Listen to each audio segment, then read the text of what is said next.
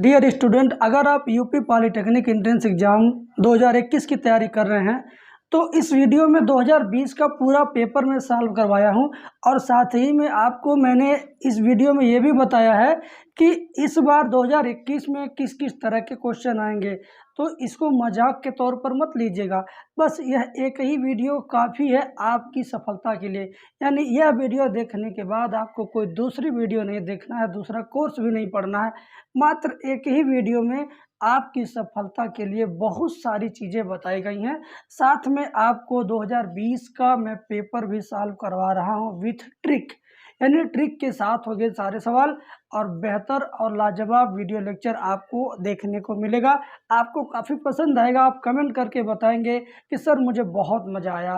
तो उम्मीद करते हैं कि जिन लोगों को मज़ा आएगा वे ज़रूर कमेंट करके बताएंगे। साथ ही में इस वीडियो को देखने वाले 3 विनर सेलेक्ट किए जाएंगे। फर्स्ट विनर को 1000 रुपये का पुरस्कार मिलेगा, सेकंड विनर को 500 रुपये का और थर्ड विनर को 250 रुपये का। ठीक है, तो ये प्राइज़ पाने के लिए आप क्या करेंगे, आप हर सवाल के लास्ट में, जैसे मैं सवाल का आंसर लाऊंगा उसके लास्ट में आपको कमेंट करना है उसी का आंसर। ठीक है, 50 क्वेश्चन सॉल्व होगा तो 50 आंसर आपको टाइप करना है। वीडियो देखते जाना, जैसे मेरा आंसर आएगा वैसे टाइप कर देना कमेंट में। ठीक है, बस आपको इतना ही करना है। तो रैंडमली मैं एक सॉफ्टवेयर के थ्रू, एक वेबसाइट के थ्रू गिववे के तौर पर आप सभी लोगों का नाम सेलेक्ट करूंगा। उसमें से 3 लोगों का नाम लिया जाएगा। पहले विनर को 1000, दूसरे को 500 और तीसरे को 250 रुपये का पुरस्कार दिया जाएगा। तो ये पुरस्कार पाने के लिए, अपने फ्यूचर को अच्छा बनाने के लिए, पॉलिटेक्निक की बेहतर तैयारी के लिए इस वीडियो को अंतिम तक ज़रूर देखिए और अपने दोस्तों को भी बताइए कि पता नहीं कौन सा दोस्त या कौन सा स्टूडेंट ये प्राइज़ पाने का हकदार हो जाए। तो चलिए शुरू करते हैं पहले सवाल से।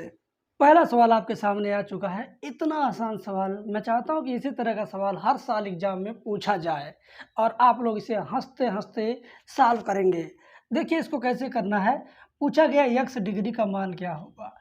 तो सबसे पहला काम ये देखिए, एक सीधी रेखा है, सीधी रेखा पर इधर 130 बन गया तो इधर कितना बनेगा 50, क्योंकि एक सीधी रेखा के एक ही तरफ 180 का कोण बनता है। अब 180 में से 130 इधर हो गया तो 50 इधर बचेगा। अब आप जरा इस पर ध्यान दीजिए, इस चाप पर, इस पर जिसको मैंने जिगजैग वाली लाइन से बता रहा है। तो ये देखिए ध्यान दीजिए, इसी चाप के द्वारा केंद्र पर 50 का कोण बन रहा है। तो इसी चाप के द्वारा यहाँ परिधि पर कोण कितने का बन जाएगा भैया 25 का। आप तो जानते ही हो इस बात को। ये जब बी क्यू के द्वारा केंद्र पे 50 बनेगा तो बी क्यू के द्वारा परिधि पर कहीं भी 25 का ही बनेगा। तो ये भी x का वैल्यू क्या आ गया 25 डिग्री आ गया। बस ऐसा सवाल तो हम चाहते हैं एग्जाम में आए और आप लोग हंसते खेलते इसको करें। अब बढ़ते अगले सवाल की तरफ। अगला सवाल पूछ रहा है sin 15 का मान क्या होगा। मैंने आपसे कई बार बताया है कि भैया sin 15 का मान रट लो। sin 15 का मान इस बार पूछा, हो सकता है कि अगली बार यानी 2021 में, यानी जो आप परीक्षा देने जा रहे हो उसमें हो सकता है cos 15 पूछ ले, tan 15, cot 15, cosec 15, sec 15। तो ये सारा बुक में मिल जाएगा आपको, किसी न किसी बुक में मिल जाएगा। नहीं मिलता तो गूगल सर्च मारो, लिख दो sine the value of sin 15 is equal to करके खोज लो sin 15, cos 15, tan 15, सारा 15 वाला मान याद कर लो। याद करना आसान है, वैल्यू निकालना टाइम की बर्बादी है। तो इससे बढ़िया भैया sin 15 का मान याद कर लीजिए। क्या होता है, कड़ी में 3 - 1/2, कड़ी में 2। मुझे तो याद है, आपको याद नहीं है तो आप याद कर लीजिए। ठीक है, कमेंट में टाइप कर दीजिए, क्योंकि पुरस्कार लेना है ना। तो कमेंट में टाइप कर दीजिए ऑप्शन नंबर इसका जो भी है। ऑप्शन नंबर कौन सा, ऑप्शन नंबर बी। ऑप्शन केवल टाइप कर दोगे तभी मजा आएगा।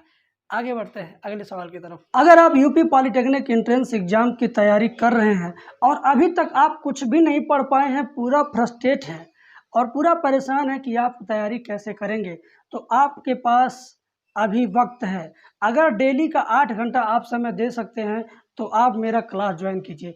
मेरा क्लास ज्वाइन करेंगे तो आपको फिजिक्स, केमिस्ट्री, मैथ के सारे चैप्टर के वीडियो लेक्चर और पीडीएफ मटेरियल आपको इतना शानदार तरीके से दिया जाएगा कि उसे अगर आप एक राउंड पढ़ लेंगे तो गारंटी के साथ आप पॉलिटेक्निक एग्जाम पास कर जाएंगे अच्छे रैंकों के साथ। दूसरी बात ध्यान दीजिएगा, अगर आपके पास डेली 7-8 घंटे समय है पढ़ने के लिए, तभी आप मुझसे संपर्क कीजिए, तभी आप मेरा क्लास लीजिए, तभी आप मेरा पेड क्लास ज्वाइन कीजिए। पेड क्लास की फ़ीस मात्र 500 रुपये है। 500 रुपये दे करके आप क्लास परचेज़ कर लीजिए और 7 घंटे 8 घंटे डेली का टाइम दे करके पॉलिटेक्निक एंट्रेंस एग्ज़ाम की बेहतर तैयारी कर लीजिए और अच्छे रैंक के साथ पास हो जाइए। सवाल नंबर 3 क्या कहता है, जरा ध्यान दीजिएगा। कहता है कि एक समबाहु त्रिभुज का क्षेत्रफल 4 कड़ी में 3 वर्ग सेंटीमीटर है। समबाहु त्रिभुज का क्षेत्रफल कितना है?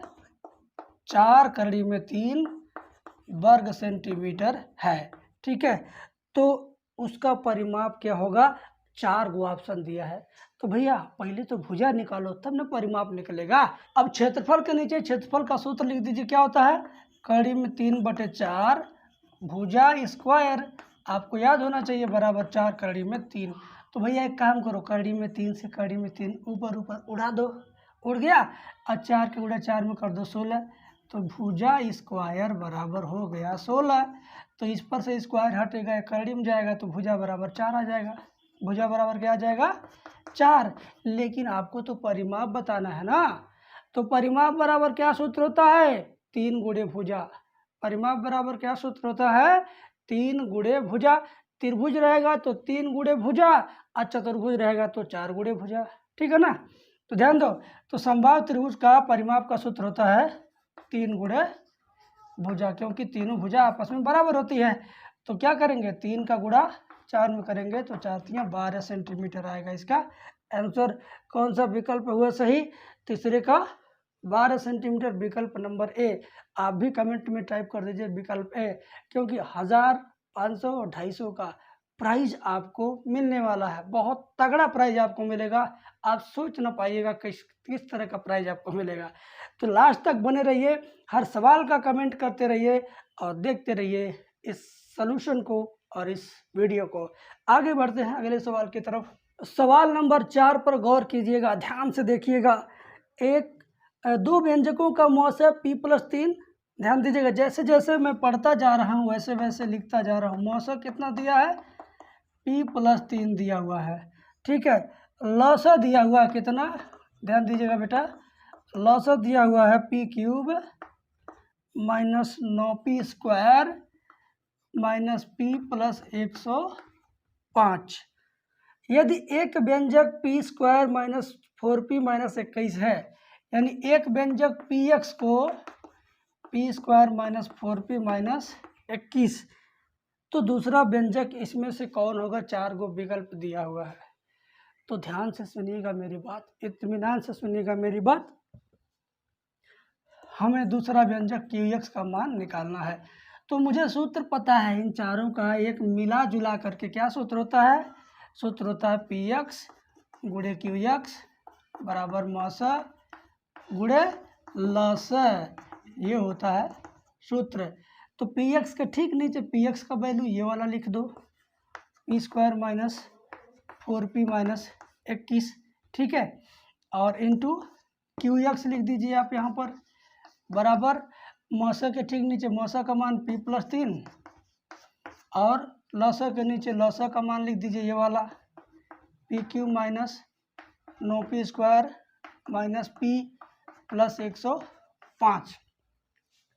अब इसको ब्रैकेट में बंद करके दाहिने पक्ष में भेज दीजिए। इसके नीचे p² - 4p - 21 को दाहिने पक्ष में भेज दीजिए, तो qx बराबर हो जाएगा p+3 और p³ - 9p² -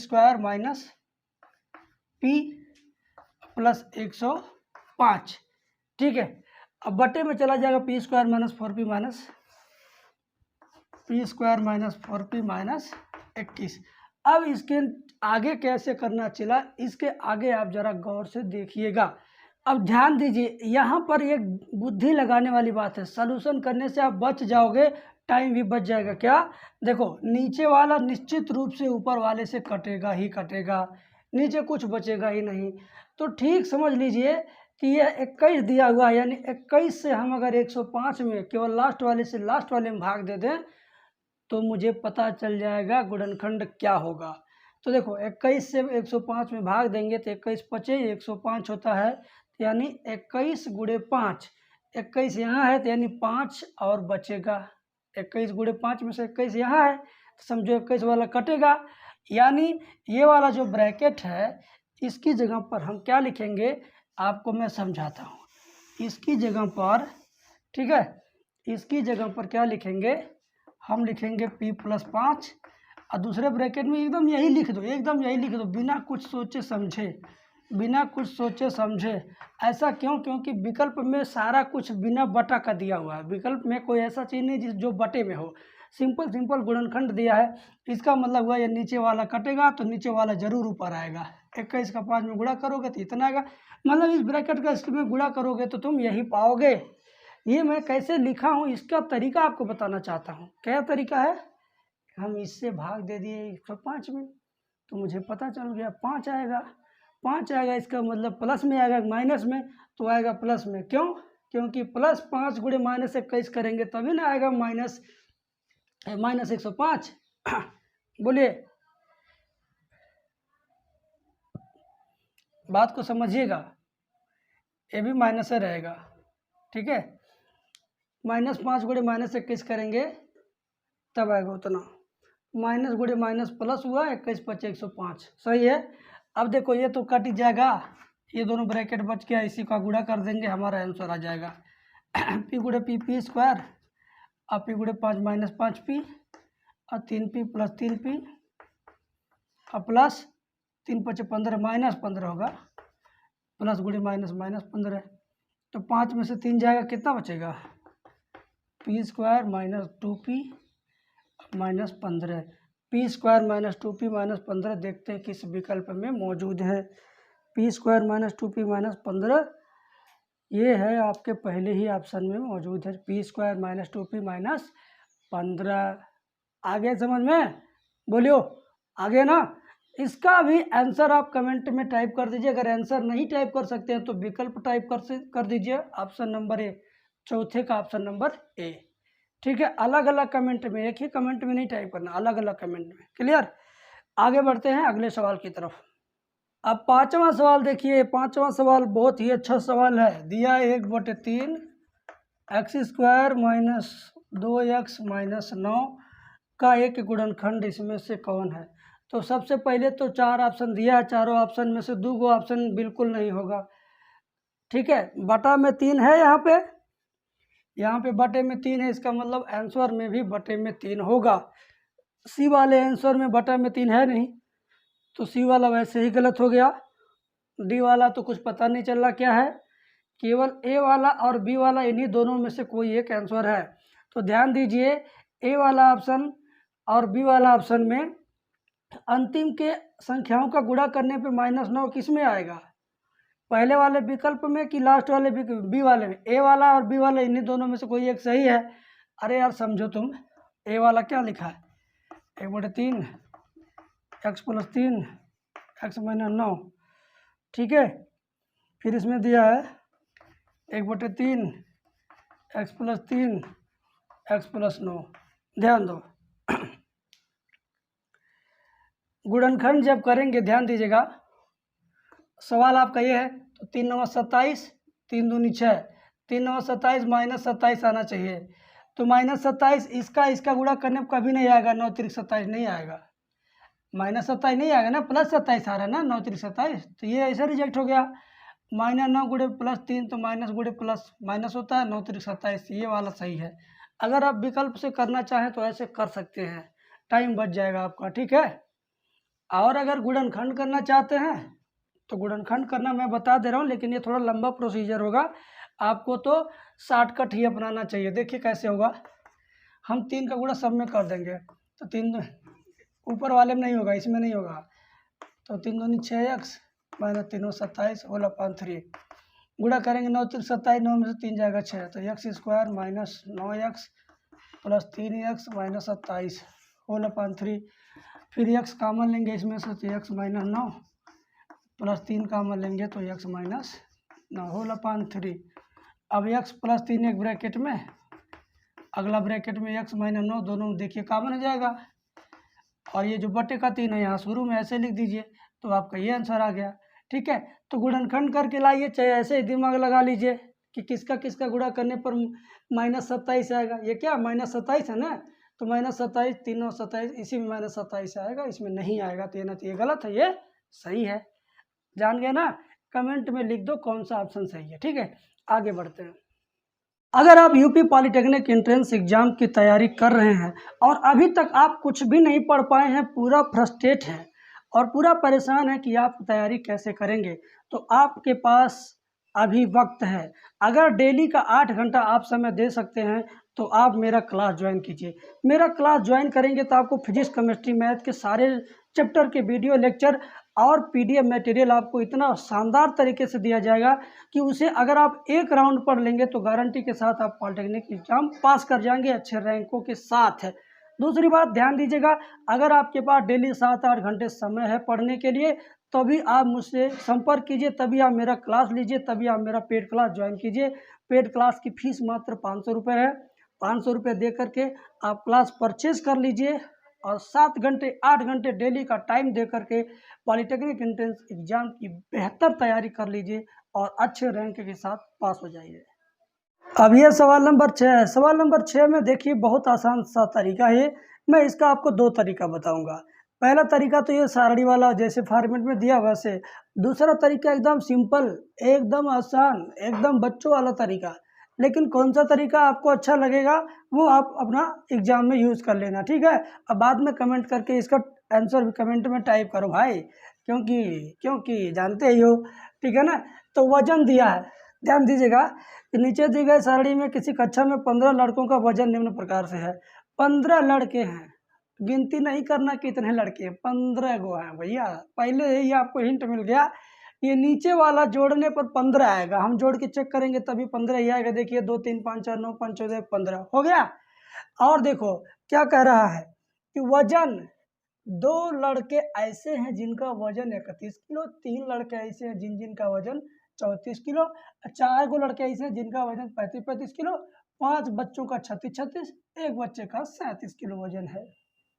तो इसमें हमें क्या बताना है, इसमें मुझे बताना है इसका आंसर क्या होगा। लड़के के वजन की माध्यिका, लड़के के वजन की माध्यिका।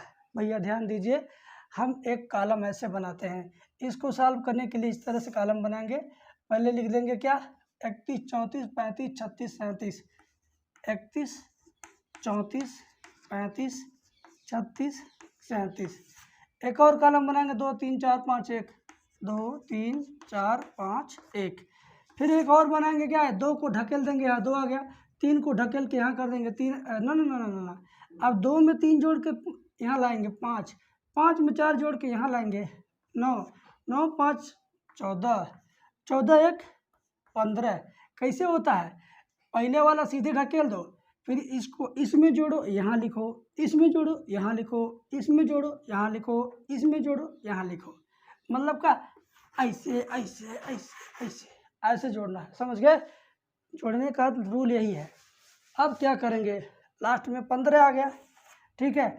ये जो लास्ट में आया 15, ये सम संख्या है, विषम है ना, तो विषम के लिए क्या सूत्र होता है माध्यिका का, n+1/2 में पद का मान, n+1/2 में पद का मान, यही होगा माध्यिका ना।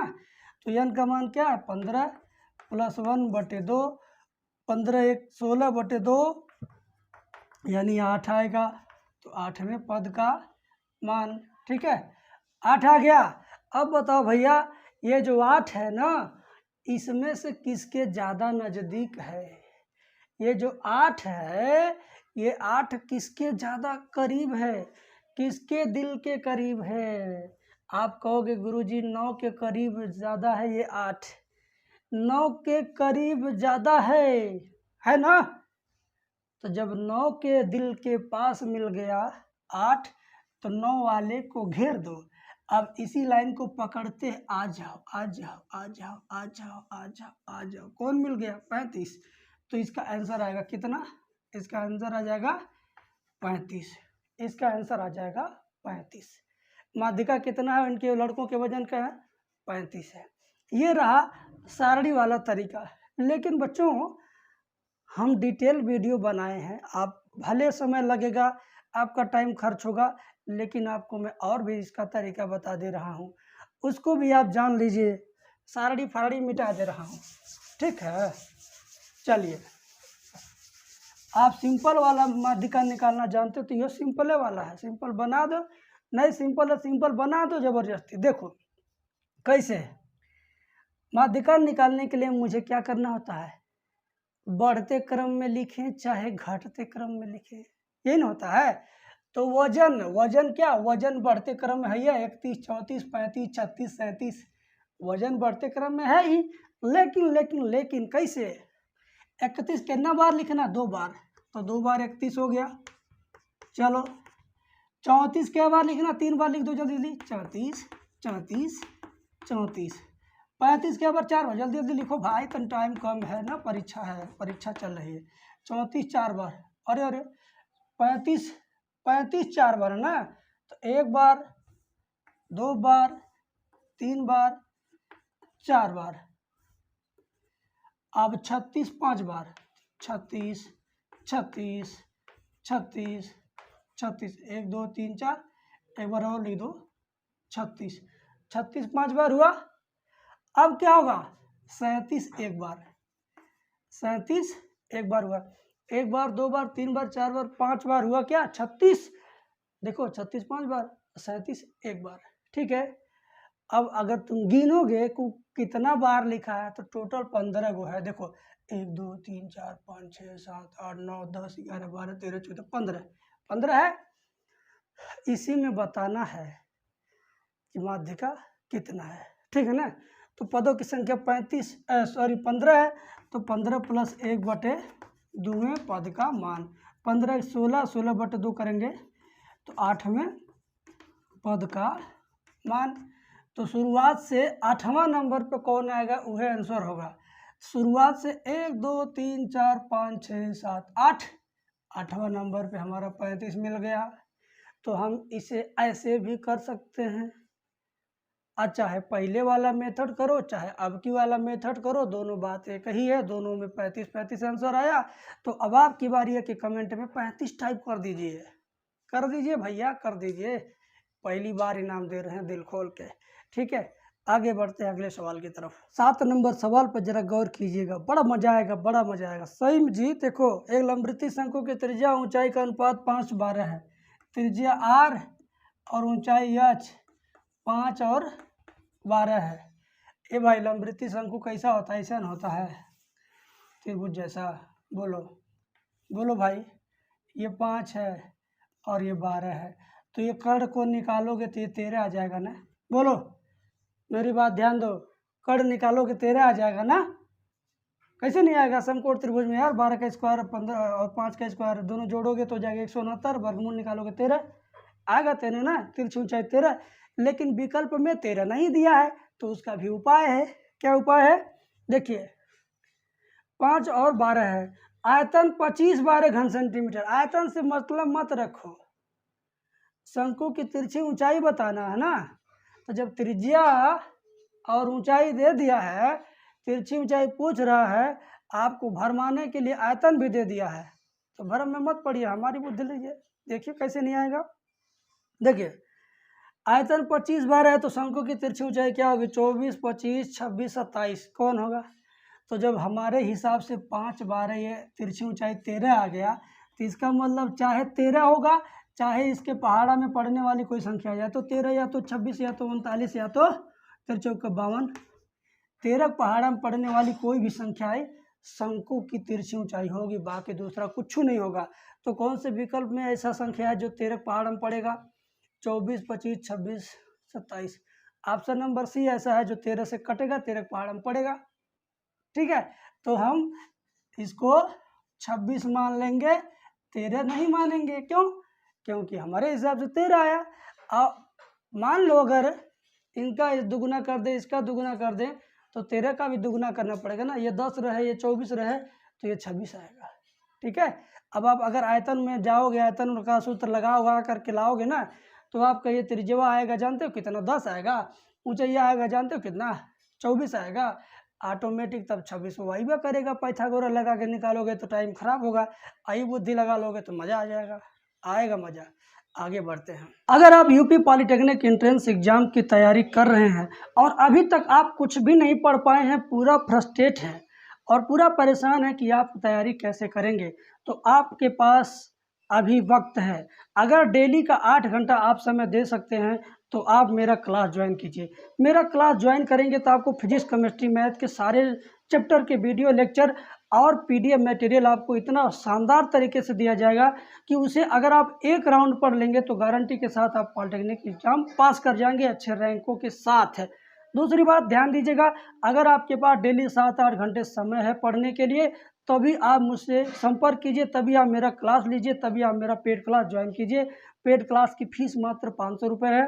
500 रुपये दे करके आप क्लास परचेज कर लीजिए और 7 घंटे 8 घंटे डेली का टाइम दे करके पॉलिटेक्निक एंट्रेंस एग्जाम की बेहतर तैयारी कर लीजिए और अच्छे रैंक के साथ पास हो जाइए। 8वां सवाल में बड़ा ही कमाल की बात है, कुछ है नहीं, बस फिगर बनते ही आंसर आपके सामने, फिगर बनते ही आंसर आपके सामने खड़ा होके गुर्र गुर्र करेगा।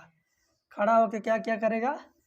गुरगुराएगा, कहेगा मेरा वैल्यू इतना है। ठीक है, तो ये पूछा जा रहा आपसे क्या, टी पी टी डैश और ये ओ है।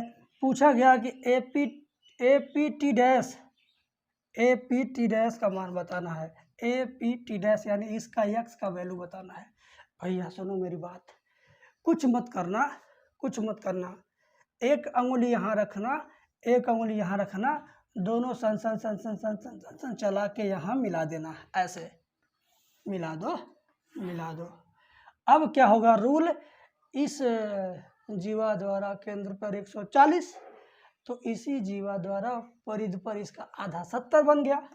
ठीक है, ये 70 बन गया। और आप लोगों ने स्पर्श रेखा वाला, वृत्त की स्पर्श रेखा वाला जो थ्योरी पढ़ा है, चैप्टर पढ़ा है, उसमें क्या रूल था, यदि किसी वृत्त में कोई स्पर्श रेखा है और कोई त्रिभुज है तो ये वाला कोण इस कोण के बराबर होता है। पढ़े हो ना, तो वह कंडीशन यहाँ बन गया बबुआ। ये देखो त्रिभुज जैसा है ना, तो ये 70 है, तो ये वाला कोण भी क्या होगा, 70 होगा। तो जो ऑप्शन में 70 लिखा है वो है ऑप्शन। आप भी कमेंट में लिख दीजिए, आप समझ भी गए, आप इनाम पाने की तरफ बढ़ भी रहे हैं, अच्छी बात है। आगे बढ़ते हैं, मज़ा आ रहा है मुझे पढ़ाने में। आपको कैसा लग रहा है कमेंट में ज़रूर लिखना यार। आंसर तो लिख ही रहे हो और पर्सनल बातें भी लिख सकते हो, लिखते रहो, पढ़ते रहो। भाई इस सवाल में पूरा मजाक हो गया है, पूरा सवाल बनाने वालों ने, पेपर बनाने वालों ने मौज कर दिया है। क्या मौज कर दिया, कह रहा कि इसका सूत्र बता दो। भाई कक्षा 7 का क्लास चल रहा है, 6 का चल रहा है, सूत्र पूछ के काम चलेगा? हाँ, पूछ दे रहा है समलम का सूत्र बताओ। समलम का सूत्र नहीं जानते हो तुम लोग? क्या था, अरे आधा दोनों को जोड़ दे भाई, ऊपर नीचे वाले को, a + b हो जाएगा, और जो बीचवा में है उसका गुणा कर दो, आंसर हो गया। ये न सूत्र है, कितना रट लिए हो तुम लोग। सवाल पूछता तो कुछ बात रहती, सूत्र पूछ के मजाक कर दिया, यानी मौज कर दिया। अब आप भी मौज करो ना, पॉलिटेक्निक में ऐसे सवाल आ जाए तो अंदर से खुशी होनी चाहिए कि चलिए वाह वाह, मज़ा तो आया, सही तो हुआ, कॉन्फिडेंस तो आया। ठीक है, कमेंट में टाइप करो कौन सा ऑप्शन सही है बाबू। ये ऑप्शन नंबर बी वाला मुझे लगता है, आपको जो लगता है वो तो लिख ही देंगे आप। आगे बढ़ते हैं। अगला सवाल भी आपको बहुत अच्छा लगेगा समझने में, बहुत अच्छा। देखो ना, sin 1875 का मान बताना है, sin 1875 का मान बताना। मैंने क्या बोला था, मैंने बोला था जब 360 से ऊपर की बात हो, 360 से ऊपर की बात हो तो 360 से भाग दो, ठीक है ना। तो 1875 में हम 360 से भाग देंगे, ठीक है, 360 से भाग देंगे, ऊपर लिखेंगे 5 शून्य शून्य, 5 31 शून्य 3 5 3 15 3 18, ये देखो 75 आए घट के, यानी 5 गुणे इतना प्लस इतना लिखेंगे, साइन 5 गुणे 360 प्लस 75 लिखेंगे। अभी तोप ताप के काम होगा, क्या तोप ताप के काम होगा, तोप ताप का मतलब ढक के काम होगा। कैसे, 5 को केवल ढक लीजिए, अब जरा देखिए साइन 360 प्लस थीटा पहले चतुर्थांश में गया, प्लस चिन्ह होगा साइन 360 प्लस 75, साइन 75 क्या लिखेंगे, साइन 75। अब साइन 75 को भी तोड़ ताड़ दो, 90 माइनस 15 कर दो, साइन 90 माइनस 15, 90 में से 15 घटेगा 75, आएगा ही, आएगा ना, अरे यार आएगा। और 90 में से 75 घटाओगे 75, सॉरी 15 घटाओगे 75 आएगा। लेकिन यहाँ भी चतुर्थांश का रूल अप्लाई हो जाएगा, पहले चतुर्थांश में जा रहा है, सारा वैल्यू प्लस होगा लेकिन नाम बदल जाएगा, क्या होगा, साइन 90 माइनस थीटा हो जाएगा कास थीटा, यानी कास 15। अब कास 15 का मान मैंने आपको पहले ही बोल दिया, रट लो कास 15, tan 15, sec 15, cosec 15, सारा 15, 6 को 15 होता है, याद कर लोगे तो मज़ा रहेगा। कास 15 का मान क्या होता है, कड़ी में 3 प्लस 1/2 कड़ी में 2, याद कर लो, अभी भी वक्त है। देखो इसी पेपर में 2 बार आ गया, ये हर साल 1 बार आता है, तो तुम अगर याद कर लो समझो एक क्वेश्चन तुम्हारा पक्का लड़ा हुआ है, एकदम आउट हो गया क्वेश्चन। ठीक है, आगे बढ़ते हैं। 11 नंबर सवाल लघुगणक का है। मैं बार बार कहता हूँ लघुगणक चैप्टर पढ़ लो भैया, पढ़ लो, मुझसे पढ़ लो, मेरा स्पेशल क्लास लेके पढ़ लो। तो जो लोग पढ़े उन लोग को तो मज़ा ही आएगा, जो लोग नहीं पढ़े उनको थोड़ा तकलीफ होगी। देखो अच्छा सवाल है ये भी, लाग 2 बराबर x, लाग 3 बराबर y, लाग 5 बराबर z। तो लाग 270 का वैल्यू इसमें से कौन होगा, 4 गो वैल्यू है। तो एक काम करो बाबू, 270 का गुणनखंड करो ऐसा ऐसा ऐसा कि उसमें जानबूझ के 2 आ जाए, 3 आ जाए और 5 आ जाए, जानबूझ के। तो 270 का ही हम खंड करते हैं, 2 से करेंगे, 2 कम 2, 2 3 6, 2 5 10, 3 से करेंगे, 3 चौक 12, 3 5 15, 3 से करेंगे, 3 से करेंगे, 5 से करेंगे। देखो भाई ध्यान दो, क्या है, 2 3 3 3 5, 2 3 3 3 5। तो लिखेंगे क्या, लाग 270 को, किसको, जिसका वैल्यू निकालना उसको लिखेंगे लाग 270 बराबर क्या होगा, लाग इतना प्लस लाग इतना प्लस लाग इतना प्लस लाग इतना प्लस लाग इतना। तो लाग 2 प्लस लाग 3 प्लस लाग 3 प्लस लाग 3 प्लस लाग कितना 5।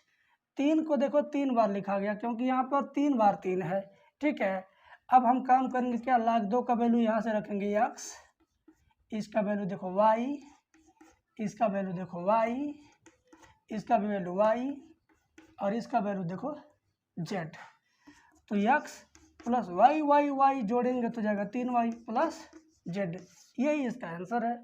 तो कौन सा विकल्प में है, जरा आप लोग कमेंट में टाइप करिए। तो डी वाला है, विकल्प डी वाला है।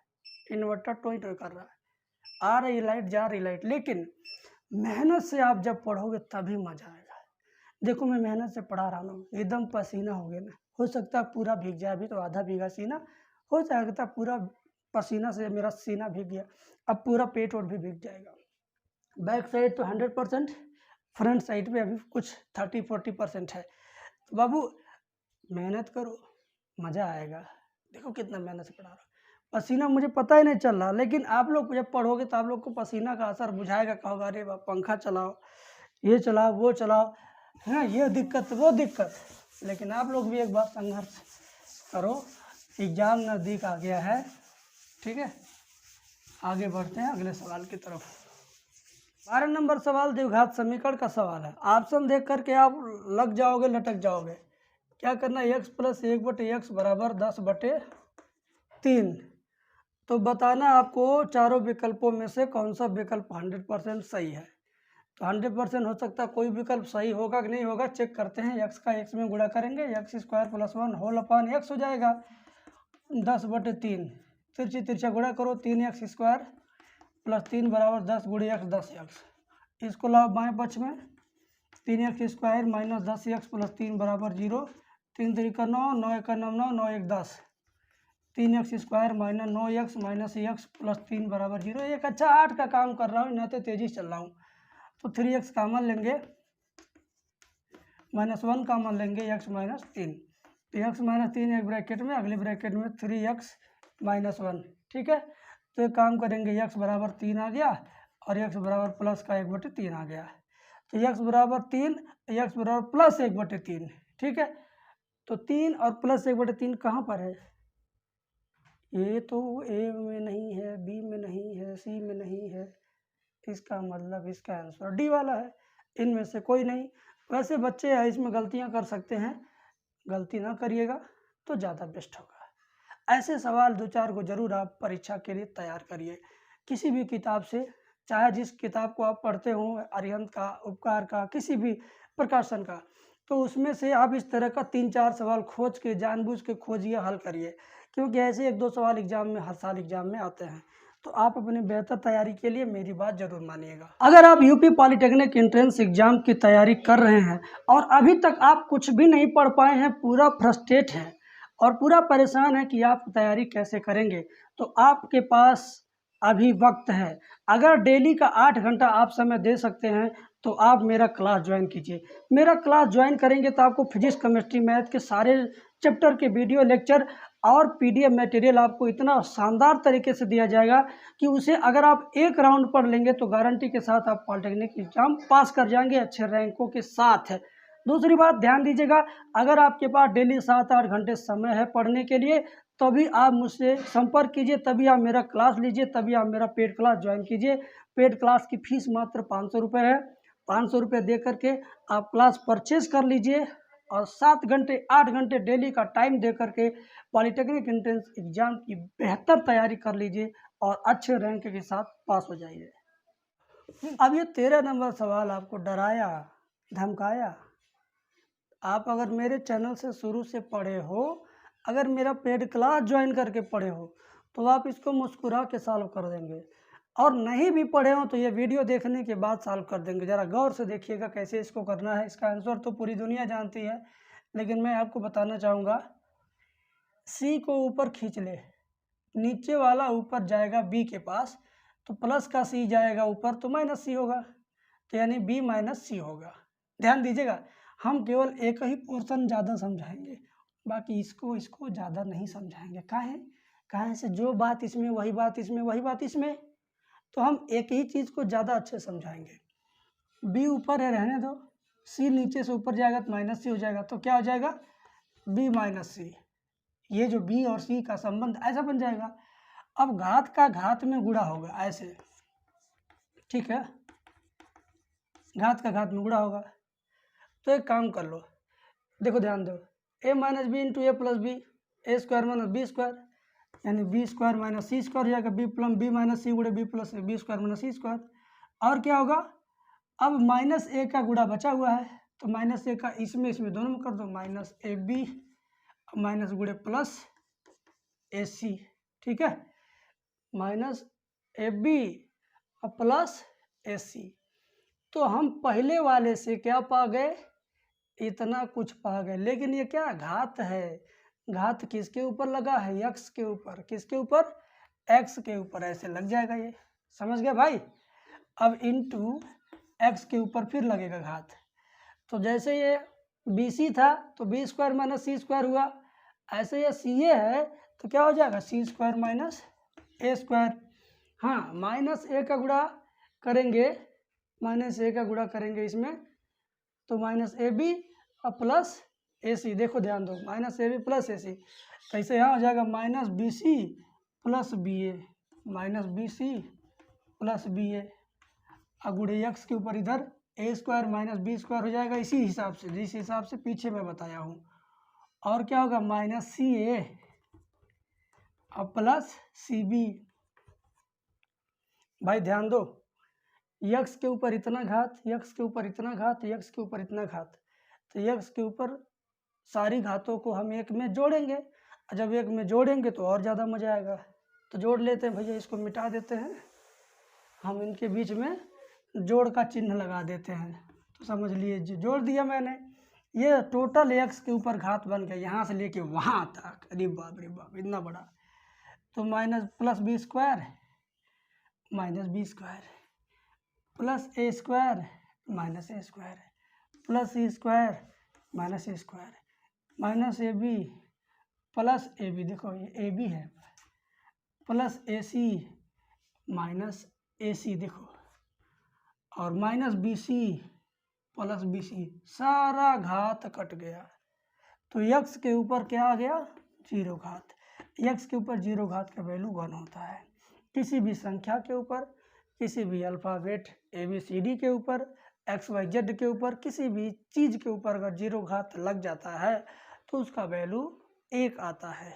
ठीक है, आ रहा मजा ना? कमेंट बॉक्स में नीचे टाइप करते जाइए और पढ़ते जाइए।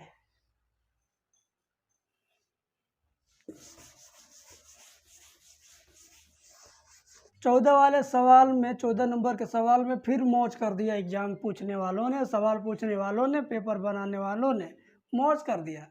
कैसे? सूत्र पूछ दिया कि आर त्रिज्या वाले अर्धगोले के आयतन का सूत्र क्या है। बता बाबू, अगर 6 का पेपर बना रहे होगा तुम लोग। आर त्रिज्या वाले अर्धगोले का आयतन, जब पूरा गोला रहता है तो 4/3 पाई आर क्यूब, आधा गोला रहेगा तो 4 का आधा कर दो, 2/3 पाई आर क्यूब। हो गया सवाल सही, लिखने की ज़रूरत नहीं है आप, लेकिन कमेंट बॉक्स में लिख दीजिए। एक भी क्वेश्चन का आंसर आप छोड़ेंगे, अगर एक भी क्वेश्चन का आंसर आप छोड़ेंगे तो सॉफ्टवेयर आपको नहीं लेगा, आपका कमेंट नॉट रीडेबल हो जाएगा। ठीक है, इस नाते आप हर सवाल अगर जो पीछे छोड़ चुके हैं बैक करिए, वीडियो पीछे भगाइए, उसका भी आंसर कमेंट बॉक्स में लिख दीजिए। बार बार सवाल नया नया आ रहा है, बार बार सवाल मैं बता रहा हूँ, तो बार बार कमेंट करिए। ठीक है, बात समझ रहे हो ना? आगे बढ़ते हैं। 15 नंबर सवाल, कड़ी में 2 sin 60 माइनस एक्स, कड़ी में 2 sin 60 माइनस एक्स बराबर 1, तो यक्स का मान क्या होगा? बड़ा अच्छा सवाल है, बड़ा आसान सवाल है। मैं तो चाहता हूँ परीक्षा में ऐसे ही सवाल आते रहें, बच्चे हमारे हंस हंस के मेरे गुण गाते रहें। कड़ी में 2 भगा दो इधर, तो sin 60 माइनस एक्स बराबर 1 कड़ी में 2, ये चला गया इसके नीचे। साइन कितने का वैल्यू ये होता है? बोलिएगा, साइन कितने का वैल्यू होता है? ये तो साइन 45 का वैल्यू होता है। ठीक है, तो दोनों ओर से साइन साइन छोड़ दीजिए। 60 माइनस एक्स बराबर 45, 45 बाएँ पक्ष में, एक्स को दाएँ पक्ष में करो। 60 माइनस 45 बराबर एक्स, घटा दीजिए 15, एक्स बराबर 15 आ गया। ठीक है, तो एक्स बराबर कितना आ गया? 15 आ गया। कौन सा विकल्प सही हुआ भैया? तो विकल्प नंबर आपका बी वाला सही हो गया। मज़ा आ गया? ऐसे ही सवाल की ज़रूरत है आपके पेपर में भी। ठीक है, ये ओरिजिनल पेपर सॉल्व करवा रहा हूँ। 2020 में जो पेपर पूछा गया था यूपी पॉलिटेक्निक में, ये 2020 का है। यकीन नहीं है तो डिस्क्रिप्शन में जाके डुबकी लगा के डाउनलोड कर लो, नहीं डिस्क्रिप्शन में मिलेगा तो pdfmandi.com पर एकदम पूरा मंडी लगा हुआ है, बाजार लगा हुआ है, जाओ लूटो वहाँ पर। हाँ, अगला सवाल कहता है, यदि करड़ी में 1 + x/169 बराबर 14/13, तो x का मान 1, 13, 36, 27 में से कौन होगा? आसान सवाल है। ऐसे सवाल में 3-4-5 साल से हर साल एग्जाम में देख रहा हूँ। तो तुम लोग को अगर तैयारी करना ही है गजब का, तो ऐसन का सवाल खोजो, कहीं खोजो, कोनो किताब में खोजो और धड़ाक से हल कर दो, ताकि प्रैक्टिस बना रहे। इसका यहाँ गुणा होगा प्लस एक्स, या तो दोनों पक्षों को पहले वर्ग कर दो, करड़ी से मुक्ति मिल जाएगी। वर्ग करेंगे तो जाएगा 1 + x/169, 14 का स्क्वायर 196, 13 का स्क्वायर 169। ठीक है, +1 जाएगा उधर, -1 हो जाएगा, चला गया। तो x/169, 169 × 169, 196 में से 169 घटाएंगे, 16 से 9 जाएगा 7, और यहाँ बचेगा 8, 8 में 6 जाएगा 2, 27/169। अब 169 से 169 नीचे नीचे गर्दा हो गया, x बराबर 27। तो आपका ऑप्शन नंबर कौन सा सही हुआ कमेंट बॉक्स में लिखिए। ऑप्शन नंबर डी वाला सही हुआ। ठीक है, आगे बढ़ते हैं, अगले सवाल का पूरा मजा लेंगे हम लोग। अगला सवाल कहता है, यदि वृत्त के व्यास के निर्देशांक -2, 10 है, कोई वृत्त है, इसमें व्यास है, तो व्यास का निर्देशांक एठो यहाँ होगा, एठो यहाँ होगा। ये -2, 10 है, और ये वाला कितना है, 12, -4 है, 12, -4 है। तो वृत्त के केंद्र के निर्देशांक होंगे, ये सवाल एग्जाम में आ गया। ऐसे आए चाहे ऐसे आए कि दो बिंदुओं के निर्देशांक इतना इतना है तो इसका मध्य बिंदु बताओ, तब भी बात वही। इसका व्यास का केंद्र बताओ, तब भी बात वही। ठीक है, तो हम लोग क्या करेंगे, केंद्र जानने के लिए इन दोनों बिंदुओं का मध्य बिंदु निकालेंगे। तो मध्य बिंदु निकालने का सूत्र क्या होता है, पापा और दादा। आप पापा दादा वाला ट्रिक जानते हैं ना, पेट क्लास लिए हैं तो बूझ रहे होंगे, पूरा मज़ा आ रहा होगा, हंस रहे होंगे, घर पे मुस्कुरा के देख रहे होंगे इस वीडियो को। तो केंद्र का निर्देशांक निकालने के लिए क्या करेंगे, पा मतलब होता है इसका पहला, अब फिर से प मतलब होता है इसका पहला। पापा का मतलब पहला, इसका पहला लेना है, इसका पहला लेना है। इसका पहला -2, इसका पहला 12, -2 + 12 बटे में करेंगे 2, कामा। फिर करेंगे दादा। अब पापा से भी ज़्यादा सीनियर दादा आ गए हैं। और दादा का मतलब दूसरा ले लो, इसका दूसरा वाला पद ले लो और इसका भी दूसरा वाला पद ले लो, यानी 10 ले लो, -4 ले लो। अब बटे में 2, 12 में से 2 जाएगा 10, 10 में 2 से भाग देंगे 5, 10 में 4 जाएगा 6, 6 में 2 से भाग देंगे 3। ठीक है, तो 5, 3 इसका होगा केंद्र का निर्देशांक। ऑप्शन नंबर सी होगा। आप भी कमेंट में लिख दो ऑप्शन नंबर सी। लगे रहो मेरे साथ, मात्र 50 क्वेश्चन। अगला सवाल कहता बाबू, अगला सवाल नंबर 18 क्या कहता है कि दो सरल रेखाओं के बीच का कोण बताना है। तो दो सरल रेखाओं के बीच के कोण का सूत्र तो आप लोग याद करके रखे हैं, लेकिन उससे भी आसान तरीका होता है। जब आप पहले मेथड पे जाओगे, मेथड के बाद आप शॉर्ट ट्रिक पे आओगे, तब जाके आपका कॉन्फिडेंस हाई लेवल होगा, तब जाके आप लो लेवल के सवालों को इसे पकड़ के मरोड़ दोगे, समझे। देखो, इसका प्रवर्तन निकाल लेते हैं। -x का गुणांक कितना है, -3 है, बटे y का गुणांक कितना है, 1 है। दोनों को चिन्ह प्लस हो जाएगा, आएगा केवल कड़ी में 3। और ये tan कितने डिग्री, पहले इतना ही रहने दो, इधर आ जाओ। अब इसका x का गुणांक माइनस में x का गुणांक -1 बटे कड़ी में 3। ठीक है, तो ये दोनों हो जाएगा +1 बटे कड़ी में 3। ध्यान दो, अगर ये दोनों प्रवणता प्लस प्लस में आए तो समझ लो हमारा काम बहुत आसान हो गया। दोनों प्रवणता केवल एक ही चिन्ह में जब आए तो काम आसान हो गया। एक ही चिन्ह में जब आएगा तो काम आसान हो गया। कैसे, ये tan कितने का वैल्यू है, 60 का, और ये tan कितने का वैल्यू है, 30 का। तो बस इसमें से इसको घटा दो, आंसर आ जाएगा। 60 में से 30 घटा दो, 30 आएगा इसका आंसर। तो दोनों रेखाओं के बीच का कोण कितना हुआ, 30 डिग्री। ये हो गया तरीका, बहुत अच्छा तरीका, बहुत कम समय में इसका आंसर आ गया कि दो गो रेखा दिया हो, दोनों की प्रवणता निकालने का ये तरीका, -x का गुणांक बटे y का गुणांक, -x का गुणांक बटे y गुणांक, दोनों अगर एक ही चिन्ह में आता है तो सीधे tan का वैल्यू लेके घटा दो।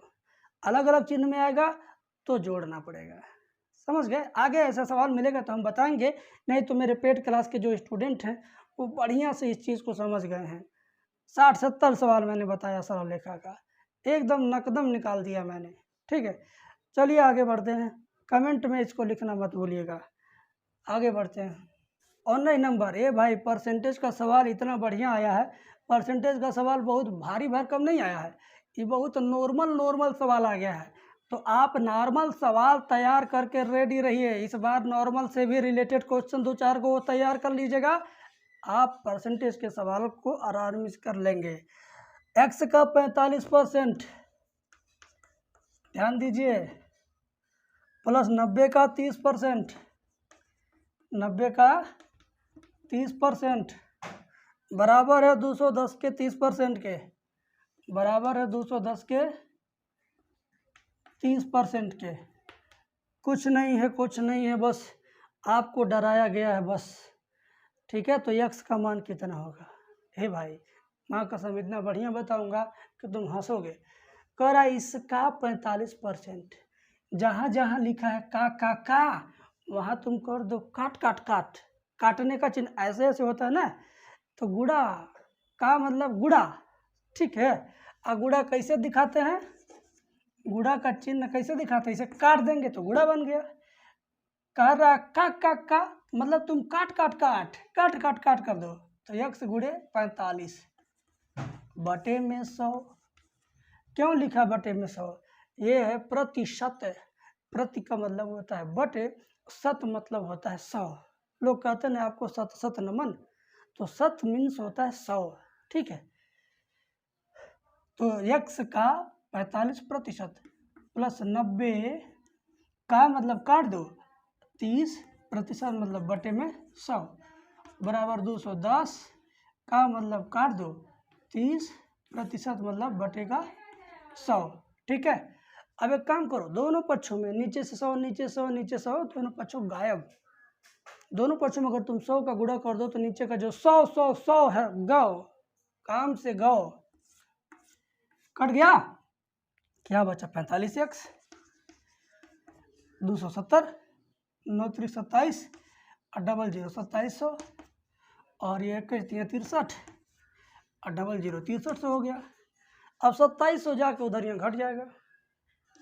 45 से x बराबर 6300 में से 2700 घट जाएगा, सीधे 13 में से 7 जाएगा 6, यहाँ बचेगा 5 और 5 में से 2 जाएगा 3। ठीक है, 5 में से 2 जाएगा 3, तो डबल 0, तो x बराबर 3600 बटे 45। काट दीजिए जल्दी जल्दी काट दीजिए, 3 से काट दीजिए, 12 3 36 1200 और 15 3 45, 15 से काटो 15 बटे 120, 15 0 0, x बराबर 80 आ गया। x का मान 80 है मेरे हिसाब से। ऑप्शन में 80 दिया कि नहीं दिया है, देख लिया जाए। मिल गया भाई, मिल गया। ऑप्शन नंबर सी वाला 100% सही है ना? कमेंट में लिख दे सी, ऑप्शन नंबर सी लिख दो, चाहे लिख दो ऑप्शन नंबर सी 80, जो आपकी इच्छा, ऑप्शन लिखो चाहे आंसर लिखो। ठीक है, तो आगे बढ़। अगर आप यूपी पॉलिटेक्निक एंट्रेंस एग्जाम की तैयारी कर रहे हैं और अभी तक आप कुछ भी नहीं पढ़ पाए हैं, पूरा फ्रस्ट्रेट है और पूरा परेशान है कि आप तैयारी कैसे करेंगे, तो आपके पास अभी वक्त है। अगर डेली का 8 घंटा आप समय दे सकते हैं तो आप मेरा क्लास ज्वाइन कीजिए। मेरा क्लास ज्वाइन करेंगे तो आपको फिजिक्स केमिस्ट्री मैथ के सारे चैप्टर के वीडियो लेक्चर और पीडीएफ मटेरियल आपको इतना शानदार तरीके से दिया जाएगा कि उसे अगर आप एक राउंड पढ़ लेंगे तो गारंटी के साथ आप पॉलिटेक्निक एग्जाम पास कर जाएंगे अच्छे रैंकों के साथ। दूसरी बात ध्यान दीजिएगा, अगर आपके पास डेली 7-8 घंटे समय है पढ़ने के लिए, तभी आप मुझसे संपर्क कीजिए, तभी आप मेरा क्लास लीजिए, तभी आप मेरा पेड क्लास ज्वाइन कीजिए। पेड क्लास की फीस मात्र 500 रुपये है। 500 रुपये दे करके आप क्लास परचेज कर लीजिए और 7 घंटे 8 घंटे डेली का टाइम दे करके पॉलिटेक्निक एंट्रेंस एग्जाम की बेहतर तैयारी कर लीजिए और अच्छे रैंक के साथ पास हो जाइए। अरे भाई सुनो, सवाल नंबर 20 क्यों आया क्वेश्चन, और अगला पेपर में आपके पेपर में कौन सा आएगा वो जान लीजिए ज़रा। सवाल नंबर 20, 1 प्लस साइन एक्स बटे 1 माइनस साइन एक्स। इस बार तो ये आ गया। ठीक है, अगली बार कौन आएगा वो भी बताऊंगा। देखो पहले इसको देख लो, जब भी ऐसा सवाल दिया हो तो हम गुणा करेंगे ऊपर नीचे। ये जो नीचे का चिन्ह है ना, ये चिन्ह बदल देंगे तो क्या हो जाएगा? 1 प्लस साइन से ऊपर नीचे गुणा, इसको बोलते हैं परमेयकरण करना। ठीक है, ऊपर ऊपर गुणा होगा, ए प्लस बी गुणे ए प्लस बी का होल स्क्वायर, यानी 1 प्लस साइन एक्स का होल स्क्वायर। नीचे क्या होगा?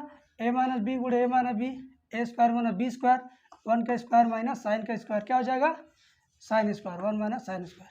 ठीक है, करड़ी में है तो 1 माइनस साइन स्क्वायर को क्या लिख सकते हैं?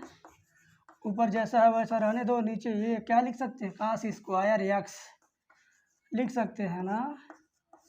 बोलिए, इस पर स्क्वायर लगा है तो करड़ी से बाहर निकल जाएगा, बनेगा 1 प्लस साइन एक्स। इस पर स्क्वायर लगा है तो करड़ी से बाहर निकल जाएगा, ऐसे बनेगा। आप क्या कहते हैं, हनुमान जी की तरह सीना पकड़ के चीर दो। तो भाई चीरो, यहाँ उंगली रख के इधर खींच दो और प्लस पे उंगली रख के इधर खींच दो। इधर खींच के चीरोगे तो 1/cos हो जाएगा, अलग अलग हो गया चीर चार के, sin/cos अलग हो गया। ठीक है, बोलो भाई, झूम के पढ़ो, झूम के पढ़ाओ। अब तो तुम जान गए 1/cos होता है sec और sin/cos होता है tan। ये तो अब की बार आया था ना 2020 में। 21 में क्या आएगा, 21 में आएगा ये वाला, ये 1+cos 1-cos, चाहे ये आएगा, इसी का ये दोस्त है। तो दोस्तों में बट जाता है एरिया। अरे यार तू अब की जा रहा, आ जा, मैं उस बार जाऊंगा, तू जाके आ जा, फिर मैं जाऊंगा। तो ये दोस्त है, इस सवाल का ये दोस्त है। और ये भी हो जाएगा, ऊपर नीचे हो जाएंगे सब अगर ऐसे। तो समझो या तो ये आएगा या तो ये आएगा। अब आप कक्षा 11 किताब, कक्षा 10 की किताब, पॉलिटेक्निक किताब खोज खास के इन दोनों सवालों को हल कर लीजिए। नहीं हल करना जानते तो इस सवाल का नकल कर लीजिए, इसी को देख के इसको लगा लीजिए। समझ गए ना बात। आगे बढ़ते हैं। ए भाई अगला सवाल देखिए, अगला सवाल तो मैं बार बार बताता हूँ, कोई ऐसा साल है ही नहीं, पॉलिटेक्निक पेपर में कोई ऐसा पेपर हुआ ही नहीं जिस पेपर में ये सवाल आया ना हो। ये सवाल या इसका खानदानी सवाल या इसका भाई पर्दार हर साल एग्जाम में आ रहे हैं, पूरा तहलका मचा के रखे हैं। और आप अगर इस सवाल को नहीं सीखोगे तो समझ लो आपसे बड़ा कोई बेवकूफ़ है ही नहीं। तो मैं समझता हूँ कि आप बेवकूफ़ नहीं हो, आप समझदार हो।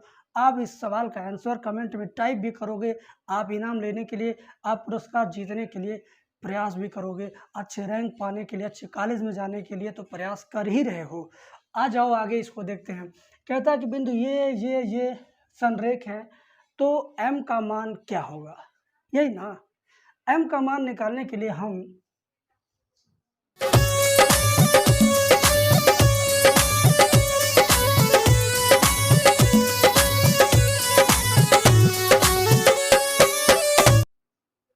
नागिन डांस वाला कमाल करेंगे। दो गोली खींचेंगे डंडा और डंडा के बीच में डालेंगे अंडा। एक अंडा यहाँ, अंडा यहाँ, अंडा यहाँ। चलो अंडा में इस डंडा के बीच में डाल देता हूँ -5, वो 1 5 5 10m। और शुरुआत वाला अंडा नीचे भी रहेगा, -5 1। खींचेंगे 2 गो डंडा और उसके बीच में डालेंगे अंडा। अंडा कहाँ से मिलेगा, यहाँ से, या फिर पहला वाला अंडा नीचे भी रहेगा ऊपर भी रहेगा। ध्यान देना, यही बात ध्यान देना। ये तरीका है, गंवार तरीका है, गंवरुआ तरीका है, देसी तरीका है, गांव का तरीका है। अब मैं जानता हूँ मुझसे गांव के बच्चे ज़्यादा जुड़े हैं, तो गांव के बच्चों को गांव की बोलचाल में पढ़ाना ज़्यादा अच्छा रहता है। तो अब इस पर क्या होगा, नाग पंचमी अभी जल्दी बीता है और नाग नागिन वाला डांस देखो। 5 पर अगर किसी नाग का फंड रख दिया जाए और कहा जाए भाई डसो, तो सीधे तो इधर मारेगा नहीं, मारेगा तो इस पे आएगा ऐसे। अगर मान लो 5 पे है ना, अब मारेगा तो ऐसे 5 पे आएगा, नीचे वाले पे आएगा। तो -5 × 5 5 5 25 हो गया। लेकिन चिन्ह का ध्यान रखेंगे, -25 क्या होगा, -25। क्या होता है ये, 1/2 लिखते हैं, बड़ा कोष्ठक बनाते हैं, छोटा कोष्ठक बनाते हैं, उसके बाद डसना शुरू कर देते हैं तीनों। इसका इसमें, इसका इसमें, इसका इसमें गुणा होता है। वह तो मैं समझाने के लिए, हंसी मजाक के लिए 5 × m 5m + 5m। फिर अगर 10 पे रखेगा फंड मारेगा 10 × 10, कोष्ठक बंद, माइनस चिन्ह शुरू, फिर कोष्ठक शुरू। अब इधर से नाग नागिन डांस होगा। तो 1 × 5 तो 5 आ गया, 5 × 10 तो 50 आ गया, 10 × 5 -5 तो -5m आ गया। ठीक, बराबर लिखेंगे 0।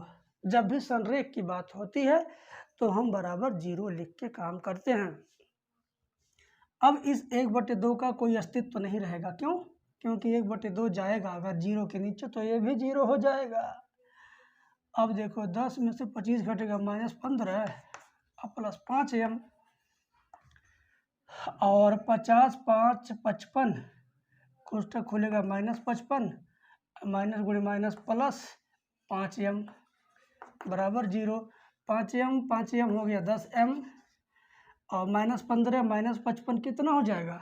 अरे 10 50 60 5 5 10 70 -70 दाहिने पक्ष में जाएगा +70 m बराबर 70 10 जाएगा बटे में 10 10 7 70 m बराबर आ गया कितना? 7 आ गया। तो मेरा विकल्प कहाँ पे है? 7 वाला विकल्प है कि नहीं है? तो 21 में विकल्प नंबर बी वाला है। Good and fit. आप भी इस सवाल को सीखो। ऐसे सवाल एग्जाम में आएंगे, हर साल आएंगे, गारंटी लेता हूँ, गारंटी देता हूँ। और इसके जैसा 10 से 15 सवाल पूरे बुक में दिया हुआ है। 10th की बुक में है और पॉलिटेक्निक एंट्रेंस एग्जाम वाली स्पेशल बुक में भी है। खोज के भैया हल कर लो। समझो तुम इस सवाल को पहले से पा गए हो और परीक्षा में आया हुआ सवाल है और इस बार भी आ रहा है। ठीक, सवाल नंबर 22 में बहुत आसान चीज़ दे दिया है। यदि वृत्त का क्षेत्रफल 100 पाई वर्ग सेमी तो उस जीवा की लंबाई कितनी होगी जो केंद्र से 6 सेंटीमीटर दूरी पर है? ये भाई एक वृत्त है, केंद्र से 6 सेंटीमीटर दूरी पर, मान लो कि ये जीवा है 6 सेंटीमीटर है और जीवा ये भी बताना है। ठीक है, ये केंद्र से 6 सेंटीमीटर दूरी पर यह जीवा, इसकी लंबाई बताना है। लेकिन कंडीशन क्या है? कंडीशन ये है कि क्षेत्रफलवा 100 वर्ग सेंटीमीटर है। क्षेत्रफल कितना है? 100 वर्ग सेंटीमीटर है। ठीक है ना? तो क्षेत्रफल के नीचे क्षेत्रफल का सूत्र क्या लिखेंगे? पाई r स्क्वायर बराबर 100। यहाँ भी पाई दिया हुआ है, यहाँ भी पाई लिख दीजिए। ठीक है ना? 100 पाई वर्ग सेंटीमीटर दिया है तो पाई से पाई तुरंत कट जाई। पाई से पाई तुरंत कट जाए। यहाँ वाला पाई से ये वाला पाई कट गया तो r स्क्वायर बराबर हो गया 100। ये वाला पाई नहीं कटा बेटा, इस पाई से ये पाई कटा है। ठीक है, r बराबर हो जाएगा 10। ठीक है, तो ये हो गया तुम्हारा 10। पाइथागोरस प्रमेय कक्षा 6 से लगाते चले आ रहे हो।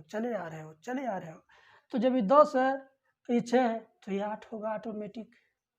अगर नहीं याद है तो 10 के स्क्वायर होता है 100, 6 का स्क्वायर होता है 36, 100 में से 36 घटेगा आएगा 64, 64 का वर्गमूल 8 हो गया ना 8। तो ये हो गया 8। लेकिन जीवा की लंबाई पूछा रे भाई, जीवा की लंबाई। तुम लोग अगर विकल्प में 8 देख जाओगे तो कहोगे ये सही है, मार दो इसी को, गोलियां दो इसी को, टिक कर दो इसी को। अब तो कंप्यूटर का ज़माना है, इसी को क्लिक करके नेक्स्ट कर दो। तो क्लिक करके नेक्स्ट मत करना, आधा 8 है, पूरा 16 होगा ना बाबू। जीवा लंबाई पूछा है ना, तो 16 पर टिक करिएगा, 16 पर क्लिक करके नेक्स्ट करिएगा, नहीं तो गड़बड़ा जाएंगे आप। समझ रहे हैं बात को ना? तो 16 सेंटीमीटर सही है, बी वाला ऑप्शन।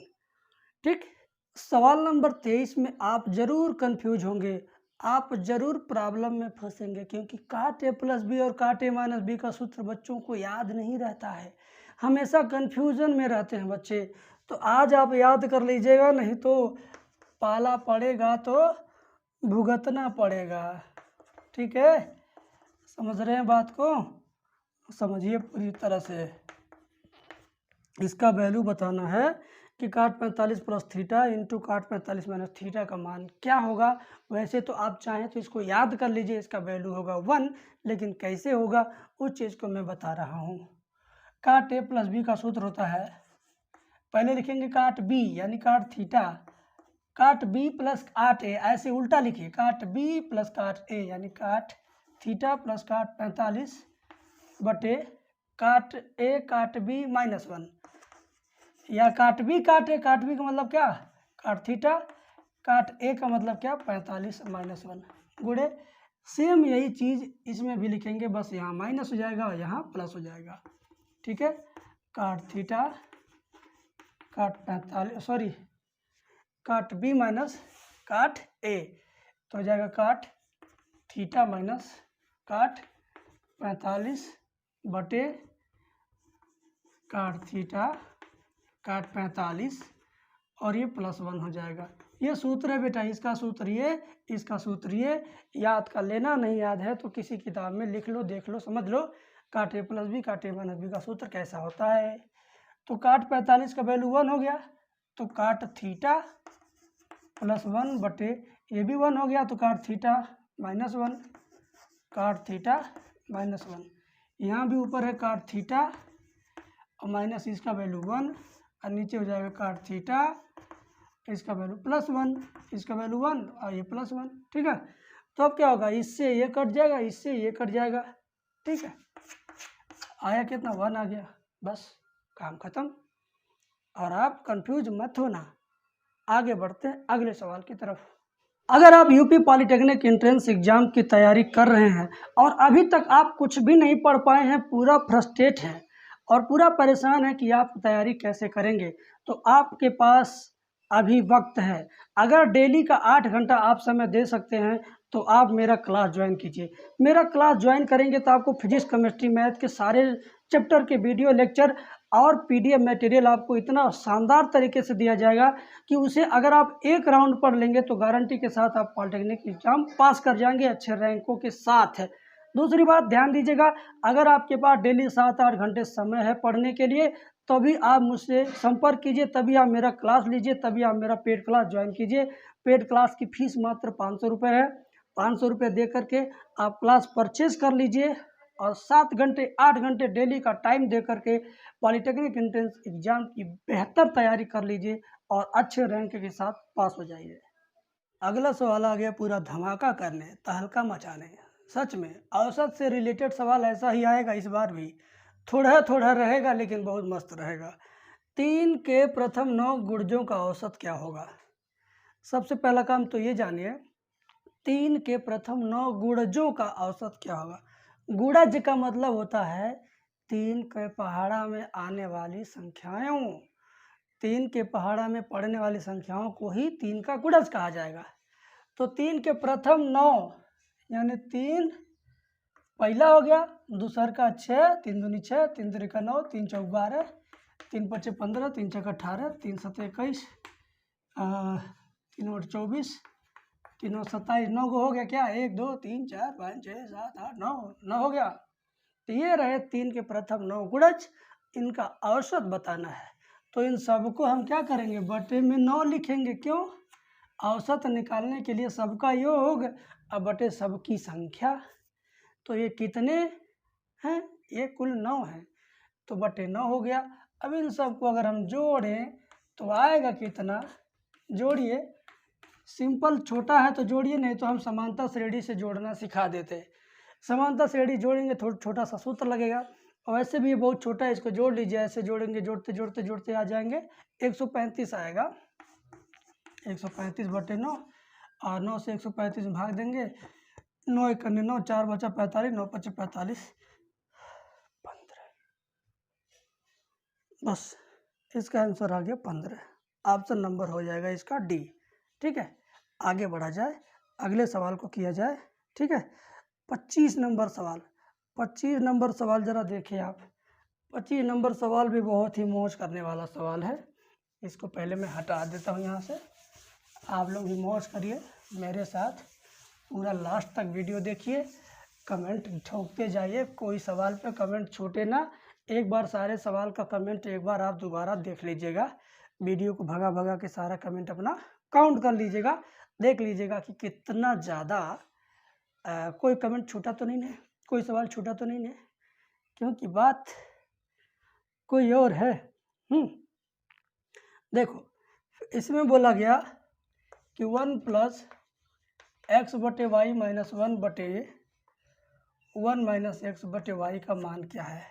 ये केवल आपको डराने के लिए दिया गया है, ताकि आप इससे डरें और आप इसको किसी तरह से गलत कर दें। तो गलत नहीं करेंगे आप, क्योंकि मेरे साथ हैं। वाई का गुणा इसमें कर देंगे, तो x माइनस वाई होल अपन वाई। वाई गुणा इसमें करेंगे तो y माइनस एक्स बटे वाई। तो पहले तो y कट गया, क्या बचा, ये 1 प्लस x माइनस वाई, और y माइनस एक्स को ज़बरदस्ती आगे पीछे करेंगे तो कर सकते हैं, लेकिन कब, जब आगे माइनस चिन्ह लिख देंगे यहाँ पे तब। माइनस लिख दीजिए तो आगे पीछे हो जाएगा ये x माइनस वाई। तो ऊपर नीचे एक बराबर हो गया तो कट जाएगा, तो ऊपर नीचे कटेगा क्या आएगा 1 आएगा, तो 1 में से 1 घटेगा 0 आएगा। इसका आंसर 0 है। 0 है। कमेंट में टाइप करिए इसका कौन सा ऑप्शन सही है। अब आगे बढ़ते हैं अगले सवाल की तरफ।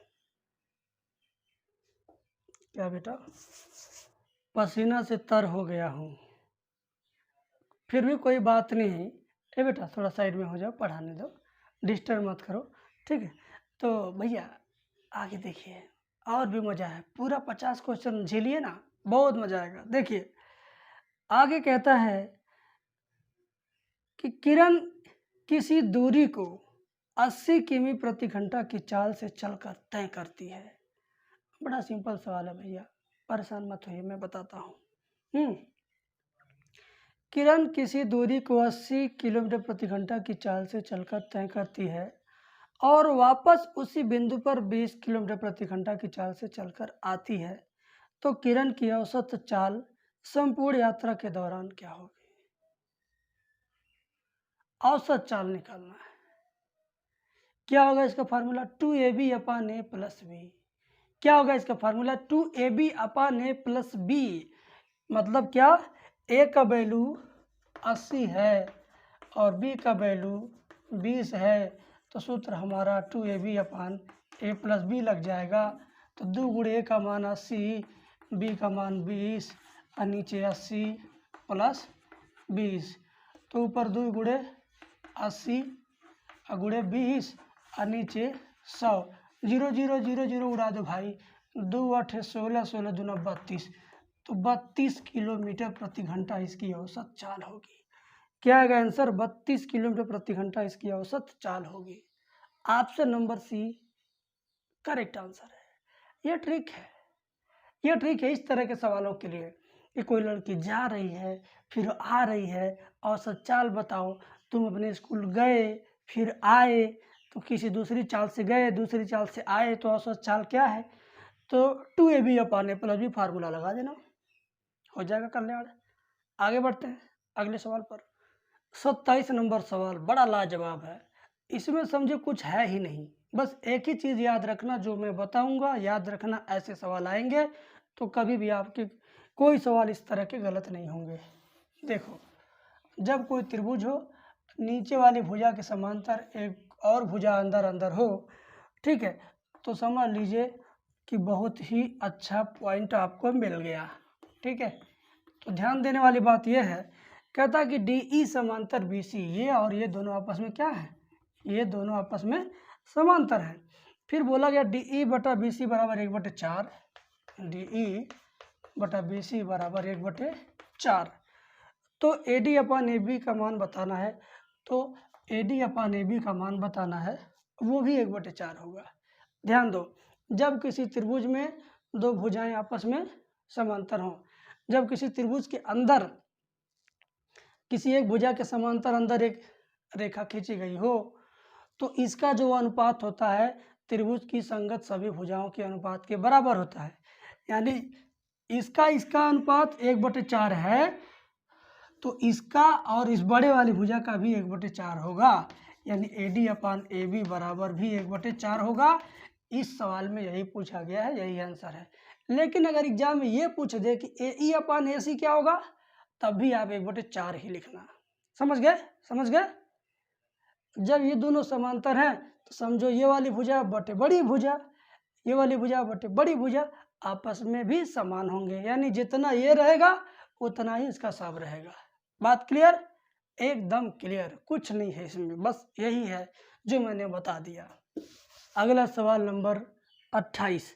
28 नंबर सवाल देखिए, लिखा है x की पावर 4 प्लस 1/x की पावर 4 बराबर 34, तो x माइनस 1/x का मान बताना है। ऐसा मैंने सवाल कई बार अपने लाइव क्लासेस में बताया है, लेकिन इस बार फिर बता दे रहा हूँ, ध्यान दीजिएगा।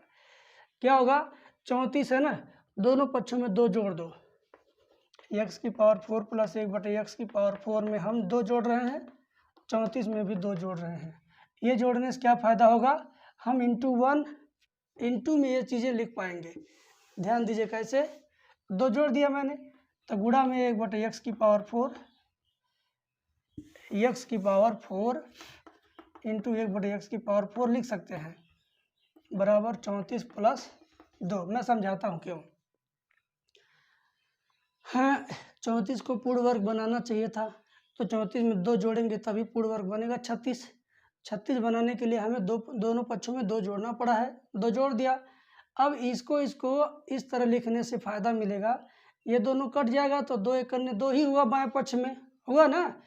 ऐसा लिख देने से क्या फ़ायदा होगा, यहाँ से लेके यहाँ तक सूत्र बन जाएगा क्या, a² + b² + 2ab। क्या बन जाएगा, a² + b² + 2ab। समझ में आ रही बात? बोलिए, हम इसको x² लिख दें तब सही रहेगा। देखो ये बन जाएगा x² का स्क्वायर प्लस ये बन जाएगा ये चीज़ प्लस 2 ये और ये बराबर 36।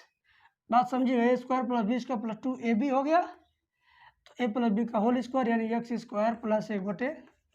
1/x² का होल स्क्वायर बराबर ये हो गया 36। 36 को लिख सकते हैं 6 का स्क्वायर। दोनों पक्षों का वर्गमूल ले लेंगे तो x² + 1/x² बराबर 6। ठीक है, तो फिर क्या करेंगे, अब दोनों पक्षों से 2 घटाइए, चाहे इसका सूत्र लिख दीजिए क्या, a² + b² बराबर होता है a - b का होल स्क्वायर प्लस 2ab। सूत्र होता है ना ये, इसका ये सूत्र होता है। तो इसकी जगह पर हम इसका फार्मूला लिख देते हैं। क्या लिखेंगे, a - b यानी x - 1/x का होल स्क्वायर प्लस 2ab यानी 2 × x × 1/x बराबर 6 रहने देते हैं। x कट गया, प्लस 2 आया, प्लस 2 को दाहिने पक्ष में ले जाएंगे तो x - 1/x का होल स्क्वायर बराबर 2 जाएगा दाहिने पक्ष में, 6 में से घटेगा 4, तो x - 1/x का होल स्क्वायर बराबर 2 का स्क्वायर, तो x - 1/x बराबर आ गया 2। ठीक है, तो x - 1/x बराबर क्या आ गया, 2 आ गया। बस काम हो गया हमारा। बात समझ आ रही है ना? तो इस तरीके से हम x - 1/x का वैल्यू निकालेंगे। थोड़ा सा लंबा हो गया लेकिन कोई बात नहीं, ये छोटा छोटा कैलकुलेशन आपको करना पड़ सकता है। ठीक है, आगे बढ़ते हैं अगले सवाल की तरफ। अगला सवाल बड़ा मजाकिया सवाल है। कहता है यदि किसी संख्या में उस संख्या का 1/4 जोड़ा जाए तो 75 प्राप्त होता है, तो संख्या होगी कितनी? 4 ऑप्शन है, 20, 60, 30, 50। 20, 60, 30, 50। तो कह रहा है कि एक संख्या में उसका 1/4 जोड़ा जाए तो 75 आएगा। अब 20 का 1/4 मतलब 4 से भाग दो, 20 में कितना आएगा, 5। तो 20 में 5 जोड़ेंगे 75 आएगा, नहीं ना। 60 में चेक कर लो, 60 में 4 से भाग दीजिए आएगा 15, 15 चौका 60 होता है, तो 15 जोड़ेंगे 60 में तो इसका आ जाएगा 75। तो इस नाते यही वाला सही है, बाकी ये और ये दोनों गलत है। इनका चौथाई इनमें जोड़ेंगे तो 75 नहीं आएगा। वैसे अगर मेथड से लगाओगे तो मान लो एक संख्या x और इसका चौथाई क्या होगा, x/4 बराबर लिख दो 75, गुणा कर लो 4x में प्लस 1x/4 बराबर 75, ऊपर वाला जोड़ेंगे 5x, 75 चौका 300। ठीक है, ये 5 से इसको काटो, 5 36 हो गया आंसर, x बराबर 60। ऐसे लगाओ चाहे वैसे लगाओ, बात एक क्या हुआ। आगे बढ़े।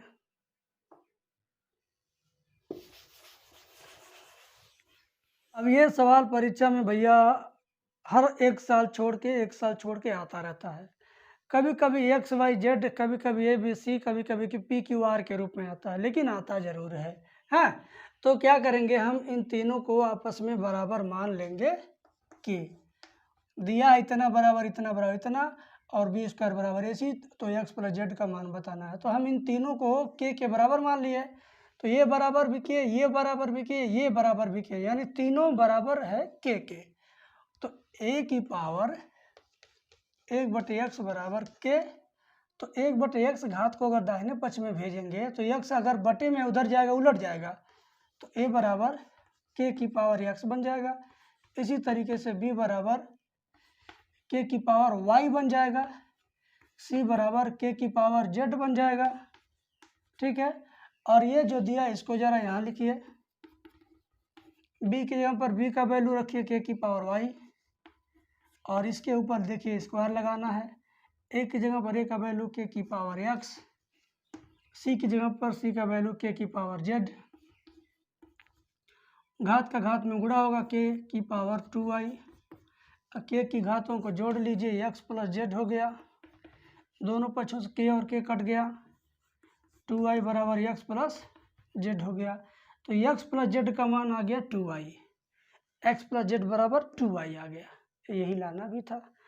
देखता हूँ कौन सा विकल्प है, ये विकल्प नंबर सी है। आ रहा है समझ में ना? कमेंट में बताइए कौन सा ऑप्शन सही है, लिखिए कमेंट में ज़रूर लिखिए। अगर आप यूपी पॉलिटेक्निक एंट्रेंस एग्जाम की तैयारी कर रहे हैं और अभी तक आप कुछ भी नहीं पढ़ पाए हैं, पूरा फ्रस्ट्रेट हैं और पूरा परेशान है कि आप तैयारी कैसे करेंगे, तो आपके पास अभी वक्त है। अगर डेली का 8 घंटा आप समय दे सकते हैं तो आप मेरा क्लास ज्वाइन कीजिए। मेरा क्लास ज्वाइन करेंगे तो आपको फिजिक्स, केमिस्ट्री, मैथ के सारे चैप्टर के वीडियो लेक्चर और पीडीएफ मटेरियल आपको इतना शानदार तरीके से दिया जाएगा कि उसे अगर आप एक राउंड पढ़ लेंगे तो गारंटी के साथ आप पॉलिटेक्निक एग्जाम पास कर जाएंगे अच्छे रैंकों के साथ। दूसरी बात ध्यान दीजिएगा, अगर आपके पास डेली 7-8 घंटे समय है पढ़ने के लिए, तभी आप मुझसे संपर्क कीजिए, तभी आप मेरा क्लास लीजिए, तभी आप मेरा पेड क्लास ज्वाइन कीजिए। पेड क्लास की फ़ीस मात्र 500 रुपये है।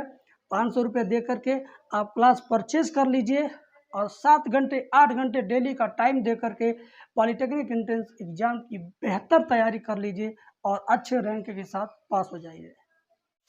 आगे बढ़ते सवाल नंबर 31। सवाल नंबर 31 में कहा गया है, रवि एक काम को 2 दिन में और कमल उसी काम को 6 दिन में पूरा करता है। यदि दोनों मिलकर उसको करें तो वे कितने दिनों में पूरा करेंगे? रवि एक काम को 2 दिन में, कमल उसी काम को 6 दिन में, दोनों मिल जाएं तो कितने दिन में? ये बड़ा ही सिंपल सवाल है जो बिल्कुल ट्रिक पर आधारित है। क्या है? 2ab अपान ए प्लस बी, ab अपान ए प्लस बी है। क्या है? ab अपान ए प्लस बी। क्या है ये? ab अपान ए प्लस बी वाला ट्रिक है बस, ठीक है ना? क्या करेंगे इसमें? 2 दिन और 6 दिन का गुणा करेंगे। a का मान है 2, b का मान है 6, 2 गुणे 6 बटे 2 प्लस 6, तो 2 छक 12 हो गया, नीचे 6 2 8 हो गया, काट दीजिए, 4 3 12, 4 दूनी 8, 3 बटे 2 दिन आया। 3 बटे 2 को 2 से 3 में भाग देंगे, 1 सही 1 बटे 2 दिन। सही बटा हम करेंगे इतना दिन, नहीं तो इतना दिन। देख लीजिए विकल्प नंबर कौन सा है, विकल्प नंबर बी में दिया है। तो जब एक लड़का किसी काम को 5 दिन, दूसरा लड़का उसी काम को 6 दिन, दोनों मिल जाएं तो कितने दिन? तो दोनों लड़कों के कामों का गुणा बटे दोनों का योगफल, बस गुणा और जोड़, गुणा और जोड़, ऊपर गुणा नीचे जोड़, ऊपर गुणा नीचे जोड़, बस एक के बात है। याद रखोगे तो अच्छा है और नहीं याद रखोगे तो अच्छा नहीं है। आगे बढ़े 32 नंबर की तरफ।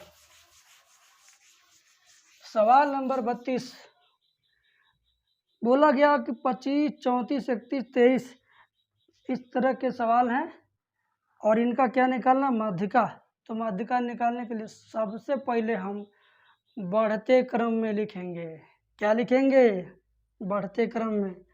तो 25, 34, 31, 23, 22, 20 तक है, तो पहले लिख लो तुम 20 को। 20 से बड़ा कौन है? 20 से बड़ा 22 है, तब 26 है, नहीं 22, 25, 26, 22, 25, 26, ठीक है। फिर 26 से बड़ा कहाँ पर है? अरे 23 भी दिया है, 23 भी दिया है, 23, 25, 26, ठीक है। और कहाँ पे है? 26 से बड़ा कोई नहीं, 27 भी नहीं है, 28 भी नहीं है, 29 है, 31 है, 32 है, 34 है। 29, 31, 32, 34। अब देखो गलत होगा कि सही होगा, पहले गिन लो क्या हुआ। 1 2 3 4 5 6 7 8 9। इसमें भी सवाल में भी गिनती करिए कितना दिया है। 1 2 3 4 5 6 7 8 9 10 दिया है। अभी मेरा एक छूट रहा है, मेरा एक छूट रहा है, 29 भी है लिखा है, 25 भी लिखा है, 34 भी लिखा है, 31 भी लिखा है, 23, 22, 26, 35। हाँ 35 छोड़ रहा था, देखिए 35 छोड़ रहा था। अब सही है, 10 गो वो है और 10 गो इसमें भी है। ठीक है, पदों की संख्या हो गई 10, तो सीधे हम लिखेंगे सूत्र 1/2, 10/2वां पद प्लस 10 प्लस 10/2 प्लस 1वां पद। ठीक है, तो बराबर 1/2, 10/2 यानी 5वां, प्लस 10/2 यानी 5 और एक 6वां। 5वां पद 6वां पद। 5वां पद कौन है? 1 2 3 4 5 और 6, ये दोनों जोड़े जाएंगे 26 29, 26 प्लस 29 और यहाँ /2, 26 29 जो 9 6 15 5 हासिल 1, 2 2 4 1 5, 55/2 हो गया, /2, 55/2 यानी 27.5 आ गया आंसर इसका, 27.5 ऑप्शन नंबर सी में दिया है। तो हम करेंगे कैसे? आंकड़ों को बढ़ते क्रम में लिखेंगे, फिर गिन लेंगे, गिन लेने के बाद अगर सम संख्या में है तो ये सूत्र लगाएंगे, अगर विषम संख्या में रहता तो n+1/2 में पद का मान, तब उस तरीके लगाते। तो इस तरीके से इसका आंसर आया 27, 27.5। आगे बढ़ते हैं, सवाल नंबर 33 पर विचार कीजिए। देखिए दिया है 33 नंबर सवाल, 9/20 minus 1/5 plus 1/4 plus 5/6 minus 1/3 plus 1/2, फिर क्या? फिर ये छोटा कोष्ठक बंद, मझला कोष्ठक बंद, बड़ा कोष्ठक बंद, इसका मान क्या है? देखो भाई, हम इस तरह के सवाल को करने के लिए सबसे पहले रेखा कोष्ठक इसको करेंगे, फिर छोटा कोष्ठक को करेंगे, फिर मझला को करेंगे, फिर बड़ा वाले कोष्ठक को करेंगे। तो पहले हम इसमें करते हैं 2 × 2, 3 × 3, ऊपर 2 3 हो गया, 2 3 जोड़ेंगे 5, नीचे 6, 3 दूना 6, गुणा करेंगे, लघुत्तम लेंगे 6, 5/6 ये है, 5/6 ये है, 5/6 से 5/6 कट गया, क्या बचा? 1/4 और 1/5। ठीक है बाबू, 9/20 1/5 प्लस 1/4, इसका करिए 4 × 4, 5 × 5, 4 5 9, नीचे 5 चौक 20, 9/20 माइनस 9/20, पूरा कट के आ गया 0। कितना आसान सवाल है। कमेंट में नीचे टाइप करिए, कमेंट में भाई साहब टाइप करिए, आपको मुझे बहुत मज़ा आ रहा है पढ़ने और पढ़ाने में। अगला सवाल, अगले सवाल में भी काफ़ी ज़्यादा एंजॉय है, एंजॉय कैसा? देखो 8 का घनमूल 3 घात निकला तो घनमूल है, 3 घात करना है तो घनमूल, 8 का घनमूल 2 हो जाएगा। 16 का वर्गमूल, देखो ये वर्गमूल है तो ये हो जाएगा 4 और 21, ठीक है ना? तो 4 2 6 और 21 में 6 जोड़ेंगे 27, और यहाँ पे इसका 27 का घनमूल निकाला तो आ जाएगा 3। बस, क्या है यार, हमें तो लगता है ये 10-10 सेकंड वाला सवाल है, 5-5 सेकंड वाला सवाल है। कुछ बच्चों को तो वो भी टाइम नहीं लगेगा, उड़ा देंगे जहाज की तरह। अब सवाल नंबर 35 ऊंचाई दूरी का है, जरा गौर कीजिएगा। एक पतंग की डोरी 150 मीटर लंबी है, 2200 जमीन है, जमीन पर पतंग उड़ रही है। चलिए उड़ा दिया किसी ने, उड़ा दिया किसी ने, हैं किसी ने उड़ा दिया। ये डोरी ये जो है 150 मीटर है और जमीन 36 से कितने का कोण बना है? डोरी 36 से 60 का कोण बना रही है। ये जो डोरी है जमीन से 36 का मतलब हमेशा जमीन ही लिया जाता है, जब भी 36 कहे तो किधर से 36? तो जमीन से 36। अगर दिया नहीं है 36 कहाँ से तो आप जमीन मान लीजिए, तो यहाँ से 60 का कोण बनाता है।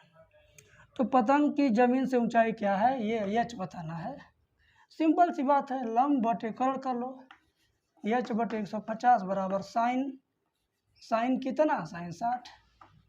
तो एच बटे 150 बराबर साइन 60 का मान करीब 3/2।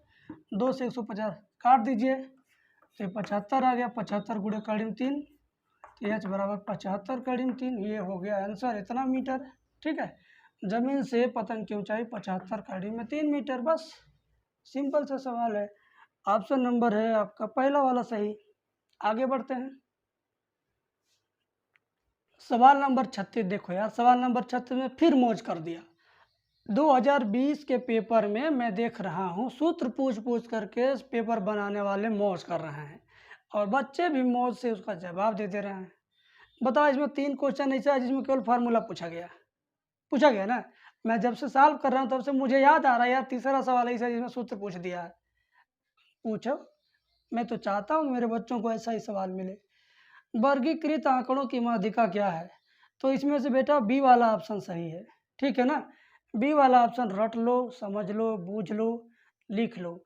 और इस तरह का जितना वर्गीकृत आंकड़ों की माध्यिका है, L1 L2 वाला जितना फार्मूला है, ये सब याद कर लो। ई नहीं, इस बार ये आ गया है, अगली बार इसके भाई पर्दार आ जाएंगे। पेपर बनाने वाले ऐसे ही सोचते हैं, पेपर ले लेंगे पिछले साल का, उसी के आधार पर उसी चैप्टर उसी से मिलता जुलता एक दो सवाल बना के भेज देंगे, हो जाएगा। तो आप भी वही दिमाग लगाओ ना, भगवान आपको भी दिमाग दिया है, तो दिमाग लगा के तैयारी करना। बी वाला ऑप्शन सही है, 36 का बी। बस काम खत्म। 37 में आ जाओ। इस तो मैंने खूब बताया आपको। पी क्यू 3 4 है, पी संबंधे क्यू 3 संबंधे 4 है। ठीक है, और क्यू संबंधे आर बराबर दिया है 8 संबंधे 9। तो पी आर पूछ दिया है, पी आर पूछ दिया, कोई बात नहीं। हम क्या करेंगे, पी क्यू आर निकालेंगे तीनों। पी क्यू आर कैसे निकलेगा, ध्यान दो। इसका गुणा इसमें भी होगा, इसमें भी होगा, यानी 8 त्रिक 24, 8 चौक 32, किनारे का गुणा किनारे वाले से। ठीक है, 9 चौक 36। अगर तीनों में किसी संख्या से भाग जाए तो दे दीजिए, ना जाए तो छोड़ दीजिए। जाएगा क्या, जाएगा 4 से, 4 से जाएगा 4 छक 24, 4 8 32, 4 9 36। अब बोला है तो पी और आर का वैल्यू बताना है ना।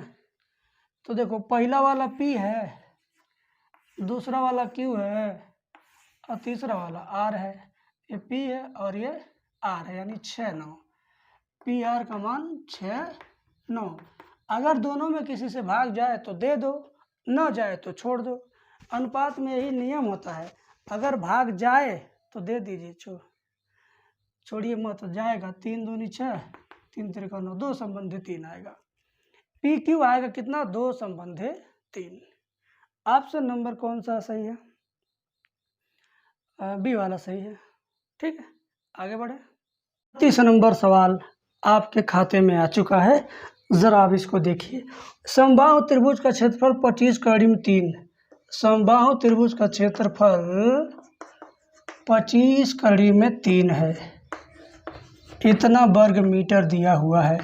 ठीक है, इसका परिमाप पूछ दिया। अरे भाई कुछ नहीं, समबाहु त्रिभुज के क्षेत्रफल के ठीक नीचे इसका सूत्र लगाएंगे, करीब 3/4 भुजा स्क्वायर। भुजा को ए मान लीजिए तो ए स्क्वायर लिख दीजिए, बराबर 25 करीब में 3। करीब 3 हटा लो, 4 का 25 में गुणा करो, ए स्क्वायर बराबर 100, ए बराबर 10 आ गया। मुझे निकालना परिमाप। तो परिमाप क्या होता है, समबाहु त्रिभुज का परिमाप होता है 3 गुणे भुजा, यानी 3a, यानी 3 गुणे 10, समझिए 30 मीटर आएगा इसका परिमाप। तो आपका ऑप्शन नंबर हो जाएगा कितना, पहला वाला सही है, 30 मीटर। ठीक है, आगे बढ़ते हैं। 39 नंबर सवाल पे विचार कीजिए। 39 नंबर सवाल कहता है समीकरण 2 की घात 3/log x, 3/log x बराबर दिया है 1/64। तो इसमें हल बताना है, x का वैल्यू क्या है। बड़ा सिंपल है, कुछ नहीं, ये 2 की घात है ना, इसको भी 2 की घात बना दो। 2 की घात है 3/log x बराबर, इसको 2 की घात 6 लिखेंगे, ऊपर जाएगा 2 की घात -6 हो जाएगा। ये वाला 2 और ये वाला 2 कट जाएगा। 3/log x घात बराबर घात बचेगा, 3/log x बराबर -6। ठीक है, तिरछी तिरछा गुणा कर दो, तिरछी तिरछा गुणा -6 log x बराबर 3 एकम 3, -6 दाहिने पक्ष में जाएगा, बटे हो जाएगा। हाँ, log x बराबर -3/6। ठीक है, 6 जाएगा बटे में, तो जब इधर माइनस बचेगा, इधर का माइनस उधर भगा देंगे तो उधर भी माइनस हो जाएगा। तो log x बराबर क्या हो गया, काटेंगे 1/2। यहाँ पर बेस में 3 दिया हुआ है, यहाँ पर बेस में 3 दिया हुआ है, ये मैं लिखना भूल गया। ज़रा एक बार मैं जूम करके देख लेता हूँ। हाँ, बेस में 3 दिया हुआ है। बेस में क्या दिया है, यहाँ पे 3 है। ठीक है, 3 है, 3 है, 3 है, यहाँ भी 3, यहाँ भी 3। अब इसमें x का मान कैसे निकलेगा, इसके ऊपर हम इसको घात बना देंगे, बराबर लिखेंगे x, यानी x बराबर क्या होगा, x बराबर होगा इस 3 के ऊपर इतना घात -1/2 घात। तो x बराबर हो जाएगा, 3 को अगर नीचे ले आएंगे तो हो जाएगा ऐसे, 3 के ऊपर +1/2 घात हो गया, बराबर 1/3 के ऊपर 1/2 घात का मतलब मैं बहुत बार बताया हूँ, 1/2 घात का मतलब करड़ी होता है। तो करड़ी लगा दो, बस x का मान 1/3 होगा। यही इसका आंसर है। आगे चलते हैं। 40 नंबर सवाल कहता है कि 2 बिंदुओं के बीच की दूरी बताइए। तो 2 बिंदुओं के बीच की दूरी निकालने का फार्मूला खूब बढ़िया से याद है मुझे, a sin theta a cos theta, ये पहला बिंदु है, और दूसरा बिंदु हो जाएगा a cos थीटा माइनस में a sin थीटा, ये दूसरा बिंदु है, और इसी के बीच की दूरी मुझे ज्ञात करना है। बहुत बढ़िया सवाल है। क्या सूत्र होता है, पापा और दादा। इसमें भी पापा दादा याद आएंगे। पापा मतलब पहला पहला, और दादा मतलब दूसरा दूसरा। ठीक है, तो क्या होगा सूत्र, 2 बिंदुओं के बीच की दूरी d बराबर करड़ी में पा का मतलब पहला पहला ले लीजिए, इस कोष्टक का पहला पद, इस कोष्टक का पहला पद ले लीजिए। तो a sin theta minus a cos theta इसका होल स्क्वायर, प्लस दादा मतलब इसका दूसरा पद माइनस इसका दूसरा पद ले लीजिए। तो a cos थीटा माइनस जब लगाएंगे इसके पहले तो ये हो जाएगा प्लस a sin थीटा का होल स्क्वायर। ठीक है, यहाँ भी a है, यहाँ भी a है, a कॉमन लेंगे, बाहर निकालेंगे जब यहाँ, तो ये स्क्वायर उसके ऊपर लग जाएगा। a स्क्वायर अंदर साइन माइनस कास का होल स्क्वायर हो जाएगा, sine square theta plus cos square theta minus 2 sine theta into cos theta, plus इन दोनों में से a कॉमन लेंगे तो इस पर भी स्क्वायर लग जाएगा क्योंकि यहाँ स्क्वायर है। कास प्लस साइन का सूत्र हो जाएगा cos square theta plus sine square theta plus 2 sine theta into cos theta, यही ना होगा, बोलिए, plus 2 sine theta into cos theta. अब ये हम करड़ी लगा देते हैं इसके ऊपर। अब मुझे क्या करना है ज़रा ये जान लीजिए, यहाँ भी a स्क्वायर है, यहाँ भी a स्क्वायर है, कॉमन ले लीजिए, a स्क्वायर यहाँ से कॉमन, a स्क्वायर यहाँ से कॉमन, तो a स्क्वायर कॉमन लेके एकदम से बाहर कर दीजिए, एकदम बाहर। a स्क्वायर यहाँ भी है, यहाँ भी है, कॉमन लेंगे तो यहाँ आ जाएगा, यहाँ से जब बाहर करेंगे तो a स्क्वायर पर से स्क्वायर हट जाएगा, तो बाहर केवल a चला जाएगा। अंदर देखो क्या होगा, जब ये कोष्टक हट जाएगा तो माइनस 2 साइन कास प्लस 2 साइन कास कट जाएगा, और इसका वैल्यू क्या हो जाएगा 1, इसका वैल्यू हो जाएगा 1, तो 1 + 1 हो गया। तो d बराबर हो जाएगा ये 1 1 2 करड़ी में 2, और ये जो है ये बाहर रहेगा। ये हो गया आंसर करड़ी में 2a। तो इस तरीके से हम लोगों ने 2 बिंदु के बीच की दूरी निकाल लिया। आगे बढ़ते हैं अगले सवाल की तरफ। भैया 41 नंबर सवाल शंकु बेलन वाला है, जरा इस पर भी गौर करिए ना। कहता कि दो बेलनों की त्रिज्याओं में अनुपात दिया है 2/3 का, ऊंचाइयों में 5/3 का। बाबू R1/R2 दिया है 2/3 और ऊंचाई 5/3, H1/H2 दिया है 5/3। तो आयतनों में अनुपात क्या होगा? बड़ा सिंपल सवाल है। V1/V2 बताना है, तो V1/V2 मतलब किसका V1? इसमें दिया है बेलन का V1, तो पाई R1 square H1/पाई R2 square H2। ये V1 है तो यहाँ 1 1 चलेगा, यहाँ V2 है तो यहाँ 2 2 चलेगा। बस ये ध्यान रखना, पाई से पाई तुरंत कट जाए।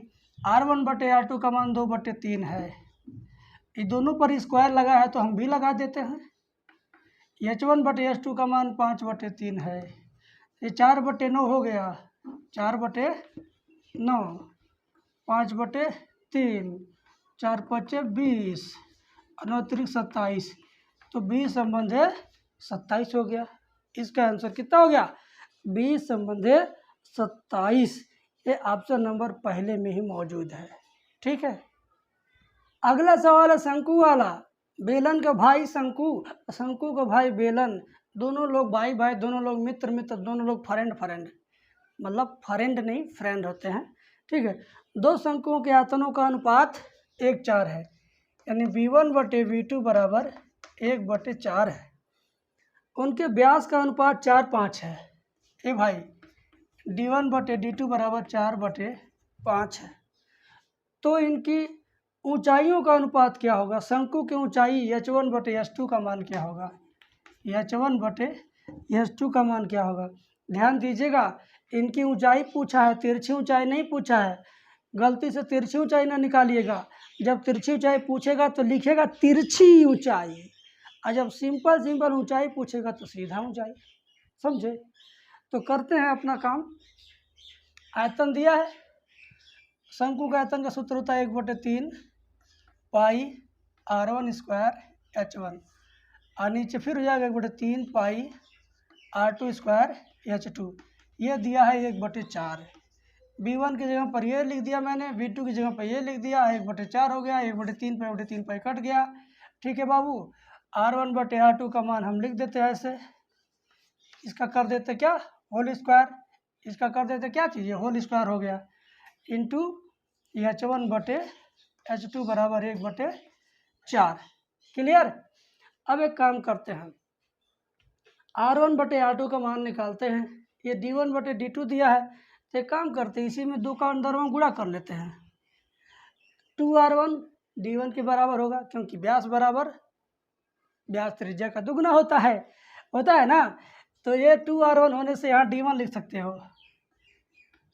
और ये 2R2 होने से नीचे DT लिख सकते हो, और इसका होल स्क्वायर। ठीक है, इंटू H1/H2 बराबर 1/4। D1/D2 4/5 दिया है, 4/5 का स्क्वायर, H1/H2 बराबर 1/4।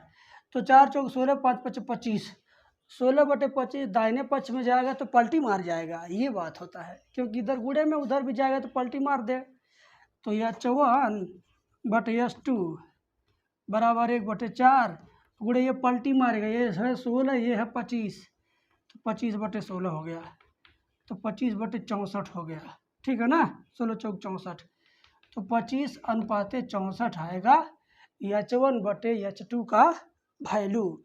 और हम भी देखते हैं हमारे विकल्प में कहीं है कि नहीं। ऑप्शन नंबर डी में मौजूद है। आगे बढ़ते हैं। ए भाई बहुत बढ़िया सवाल आ गया, बहुलक वाला सवाल। अगर ऐसा सवाल आ जाएगा तो ना, तो कूद जाना सीट पर, खुशी के मारे एक बार उछल जाना घड़ांग दे, अगल बगल हलचल हो जाएगा। कहना कुछ नहीं, कुछ काट लिया था, लेकिन तुम तो खुशी के मारे कूदे हो ना। देखो, निम्न आंकड़ों का बहुलक बताना है। कहता 45, 49, 56, 49, 56, 49, 56, 51, 60, 49, 51, 60, 49। ठीक है, कह रहा कि निम्न आंकड़ों का बहुलक क्या है?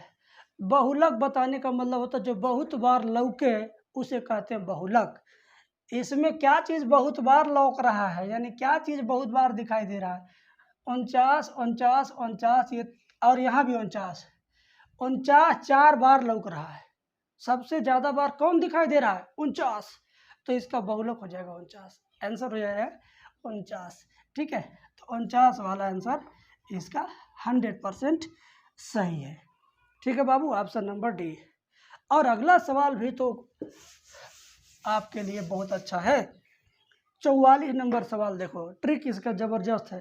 कहता चीनी का मूल्य 15 रुपये प्रति किलोग्राम, यदि मूल्य में 20% की वृद्धि करके पुनः 20% की कमी कर दी जाए तो मूल्य में प्रतिशत कमी या वृद्धि होगी। एक बात ध्यान देना, किसी भी चीज़ के मूल्य में अगर एक समान बढ़ोतरी फिर उतने घटोतरी तो हमेशा उसमें क्या होगा? घाटा होगा, हानि होगा, कमी होगा। ठीक है, ध्यान दीजिए। अगर क्या 10% वृद्धि करके 10% कमी कर दी गई तो हानि होगा। 20% वृद्धि 20% कमी कर दी गई तो हानि होगा। 40% वृद्धि 40% कमी कर दी जाए तो हानि होगा। ये तो क्लियर होगा, हानि होगा। लेकिन कितना होगा ये जानने के लिए ट्रिक है। ट्रिक क्या है? जितना परसेंट वृद्धि और कमी कहे उसी का स्क्वायर करके बटे 100 कर दो। यहाँ पर 20% की क्या वृद्धि कमी हो रही है तो 20 का स्क्वायर बटे 100 कर देंगे, हमारा आंसर आ जाएगा। ठीक है, 20 का स्क्वायर होता है 400 बटे 100 हो गया।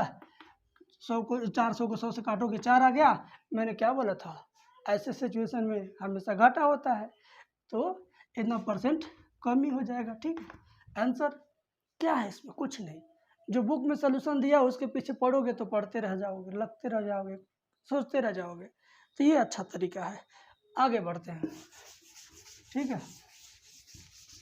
ऐसे सवाल जब भी आपको मिले, इतना परसेंट जितना का वृद्धि हो उतना का फिर कमी हो तो बस समझ लेना उतने का स्क्वायर बटे 100 कर देना और उतना प्रतिशत कमी कर देना है।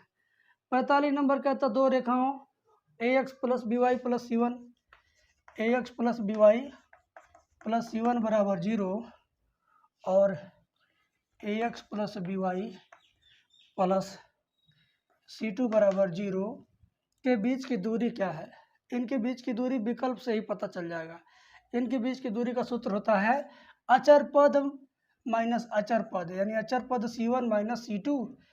C डिफरेंस कर सकते हैं, यानी धनात्मक आना चाहिए, क्योंकि दूरी धनात्मक ऋणात्मक से मतलब है नहीं, तो दूरी को धनात्मक ही बताना है। तो डिफरेंस मतलब ये होता है C1 डिफरेंस C2। करड़ी में एक्स वाई के गुणांकों का स्क्वायर करते हैं। स्क्वायर मतलब क्या? ए स्क्वायर प्लस बी स्क्वायर, यहाँ प्लस रहना चाहिए। तो देखिए बटे के नीचे ऑप्शन ए बी सी तीनों में प्लस नहीं है तो ये तीनों गलत हो गया। ऑप्शन ए बी सी में बटे के नीचे करड़ी वाले में कहीं भी प्लस नहीं, तीनों गलत हो गया। तो जब ये तीनों गलत हो गया तो चौथा क्या है? सही है ना। बस सिंपल सी बात है, हो गया काम। कमेंट करिए, कमेंट में टाइप करिए इसका ऑप्शन नंबर कौन सा सही है, क्योंकि पुरस्कार आप ही जीतेंगे। पता नहीं आपके अलावा ये वीडियो कोई आज देख रहा है कि नहीं देख रहा है। ठीक है ना, जल्दी से कीजिए। आगे बढ़ते हैं अगले सवाल की तरफ।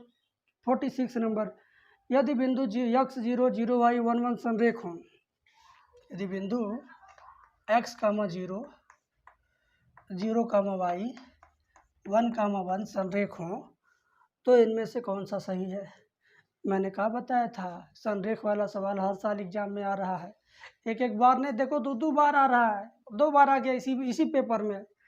तो हम क्या करते हैं, इसके लिए 2 गोल खींचेंगे डंडा और डंडा के बीच में डालेंगे अंडा। x 0 0 y 1 1, तो ये ऊपर वाला अंडा नीचे भी रहेगा। अब यहाँ पर नागिन वाला डांस होगा। ठीक है, तो हम लिखेंगे 1/2 छोटा क्वेश्चन, डांसना शुरू करेंगे। x का y में x y 0 0, x y 0 0, इधर से 0 y x, y के गुणा 1 में तो y, 1 के गुणा x में तो x, 0 y x बराबर 0। 1/2 चला जाएगा, 0 के नीचे 0 हो गया।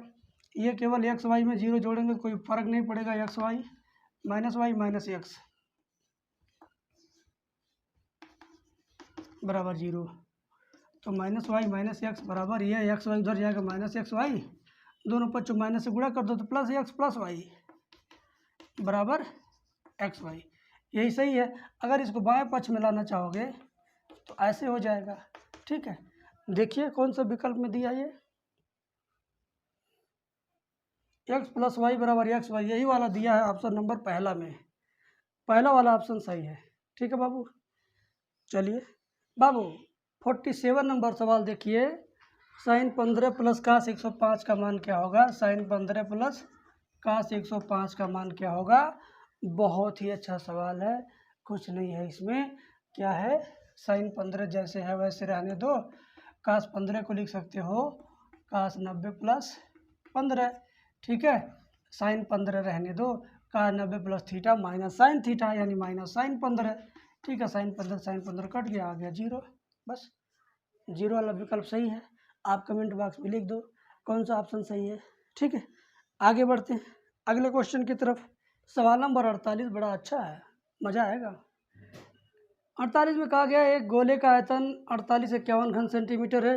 गोले का आयतन का सूत्र 4/3 पाई आर क्यूब।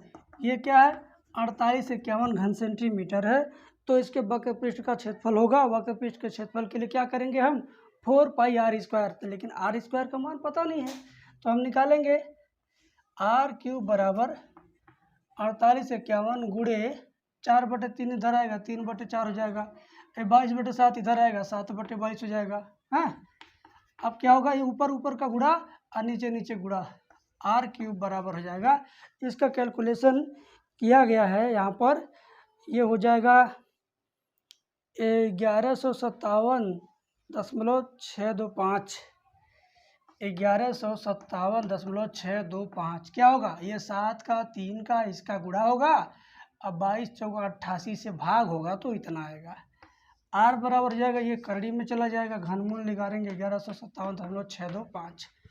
तो आर का मान आ जाएगा कितना, आर का मान आ जाएगा 10.5। 10.5। अब वक्र पृष्ठ निकालना गोले का, 4 पाई आर स्क्वायर सूत्र होता है, 4 पाई आर स्क्वायर। तो 4 गुणे 22/7 गुणे आर का मान 10.5 का स्क्वायर, 10.5 गुणे 10.5 दो बार। इन सबका गुणा करेंगे, 7 से इसमें भाग देंगे, ऊपर ऊपर चारों का गुणा कर लो, इसका इसका इसका इसका, फिर 7 से भाग दे दो। भाग और देने के बाद टोटल आएगा 1386। 1386 वर्ग सेंटीमीटर आएगा। ठीक है, अगर 1386 कई विकल्प में हो तो ये ध्यान देंगे किसके ऊपर स्क्वायर लगा, जिस पर स्क्वायर लगा होगा वही वाला विकल्प इसका सही होगा। 1386 वर्ग सेंटीमीटर ऑप्शन नंबर बी में दिया हुआ है। आगे बढ़ते हैं 49 नंबर सवाल। हम धीरे धीरे आखिरी सवालों की तरफ पहुंच गए हैं और आप भी धीरे धीरे बोर हो रहे होंगे, लेकिन इनाम लेना है तो भाई आखिरी दम तक चलते रहना है। ठीक है, नहीं यार, कैरियर बनाना तब आखिरी दम तक चलने रहना है। ठीक है, यदि घन का संपूर्ण पृष्ठ का क्षेत्रफल 384, घन के संपूर्ण पृष्ठ का क्षेत्रफल का सूत्र होता है 6 गुणे भुजा स्क्वायर बराबर है 384। ठीक है, तो घन का आयतन क्या होगा, घन का संपूर्ण पृष्ठ क्षेत्रफल दिया है 384, घन के संपूर्ण पृष्ठ का क्षेत्रफल होता है 6 गुणे भुजा स्क्वायर बराबर 384। 6 से इसको काट लो, ए स्क्वायर बराबर 6 से काटेंगे 6 6 36, 2 बचे 24, 6 6 24, ए स्क्वायर बराबर ये 8 का स्क्वायर हो गया, ए बराबर 8, भुजा आ गया 8, घन की भुजा आ गई, तो घन की आयतन का सूत्र होता क्या, भुजा क्यूब या कोर क्यूब, क्या कहते हैं, कोर का क्यूब। ये कोर है, कोर का क्यूब यानी ए क्यूब बराबर 8 का क्यूब, ये होता है 512 घन सेंटीमीटर। ठीक है, ये हो गया आपका आंसर, घन का आयतन इतना आ गया। अब आखिरी सवाल है log a बेस b। ये तो मैं कई बार बताया हूँ आप लोग को फ्री वाले लाइव क्लास में, log a base b, log b base c, log c base a, इसका मान बताना है। तो इसका मान होगा क्या होगा, 1 होगा, याद रखना। कैसे होगा, देखो इसका सूत्र होता है, ये जो ऊपर है वो ऊपर लिखा जाएगा, जो नीचे वो नीचे चला जाएगा बटे में। देखो log a ऊपर और नीचे log b। a ऊपर है तो log a ऊपर, b नीचे है तो नीचे log b। ऐसे यहाँ भी b ऊपर है तो log b ऊपर, c नीचे है तो log c नीचे। ये सूत्र मैं लिख रहा हूँ, आपको अगर मालूम ना हो तो मालूम कर लीजिए, जान लीजिए। c ऊपर है तो log c ऊपर, a नीचे है तो log c नीचे, log a नीचे, ठीक है, log a नीचे होगा। तो देखो log a से log a कट गया, log b से log b कट गया, log c से log c कट गया, सब कुछ कट गया, आ गया 1। उम्मीद है कि आपको समझ में आया होगा। आपने ये 50 सवाल कमेंट बॉक्स में टाइप किए हैं और जल्द ही 1 सप्ताह के अंदर विदिन 7 डेज, ठीक है, यानी 25 या 26 अगस्त को इसका रिजल्ट अनाउंस किया जाएगा कि कौन है विनर 1000 वाले का, कौन है विनर 500 वाले का, कौन है विनर 250 वाले का, ठीक है। तो कमेंट अगर छूट गया हो तो एक बार वापस से जाओ, पूरा वीडियो देखो। इसका फ़ायदा ये होगा यार कि तुम्हारा पेपर तैयार होगा। मैं जानबूझ करके आपका पेपर तैयार कराने के लिए, आपको अच्छा पढ़ाने के लिए, आपकी बेहतर तैयारी के लिए, पूरा 50 क्वेश्चन मैथ का तैयार कराने के लिए, किस तरह का पेपर आया था 2020 में उसको सॉल्व कराने के लिए, आपके फ़ायदे के लिए आपको लालच दे के पढ़ा रहा हूँ। सोचो मैं आपके लिए कितना कर रहा हूँ, सोचो ज़रा। Thank you.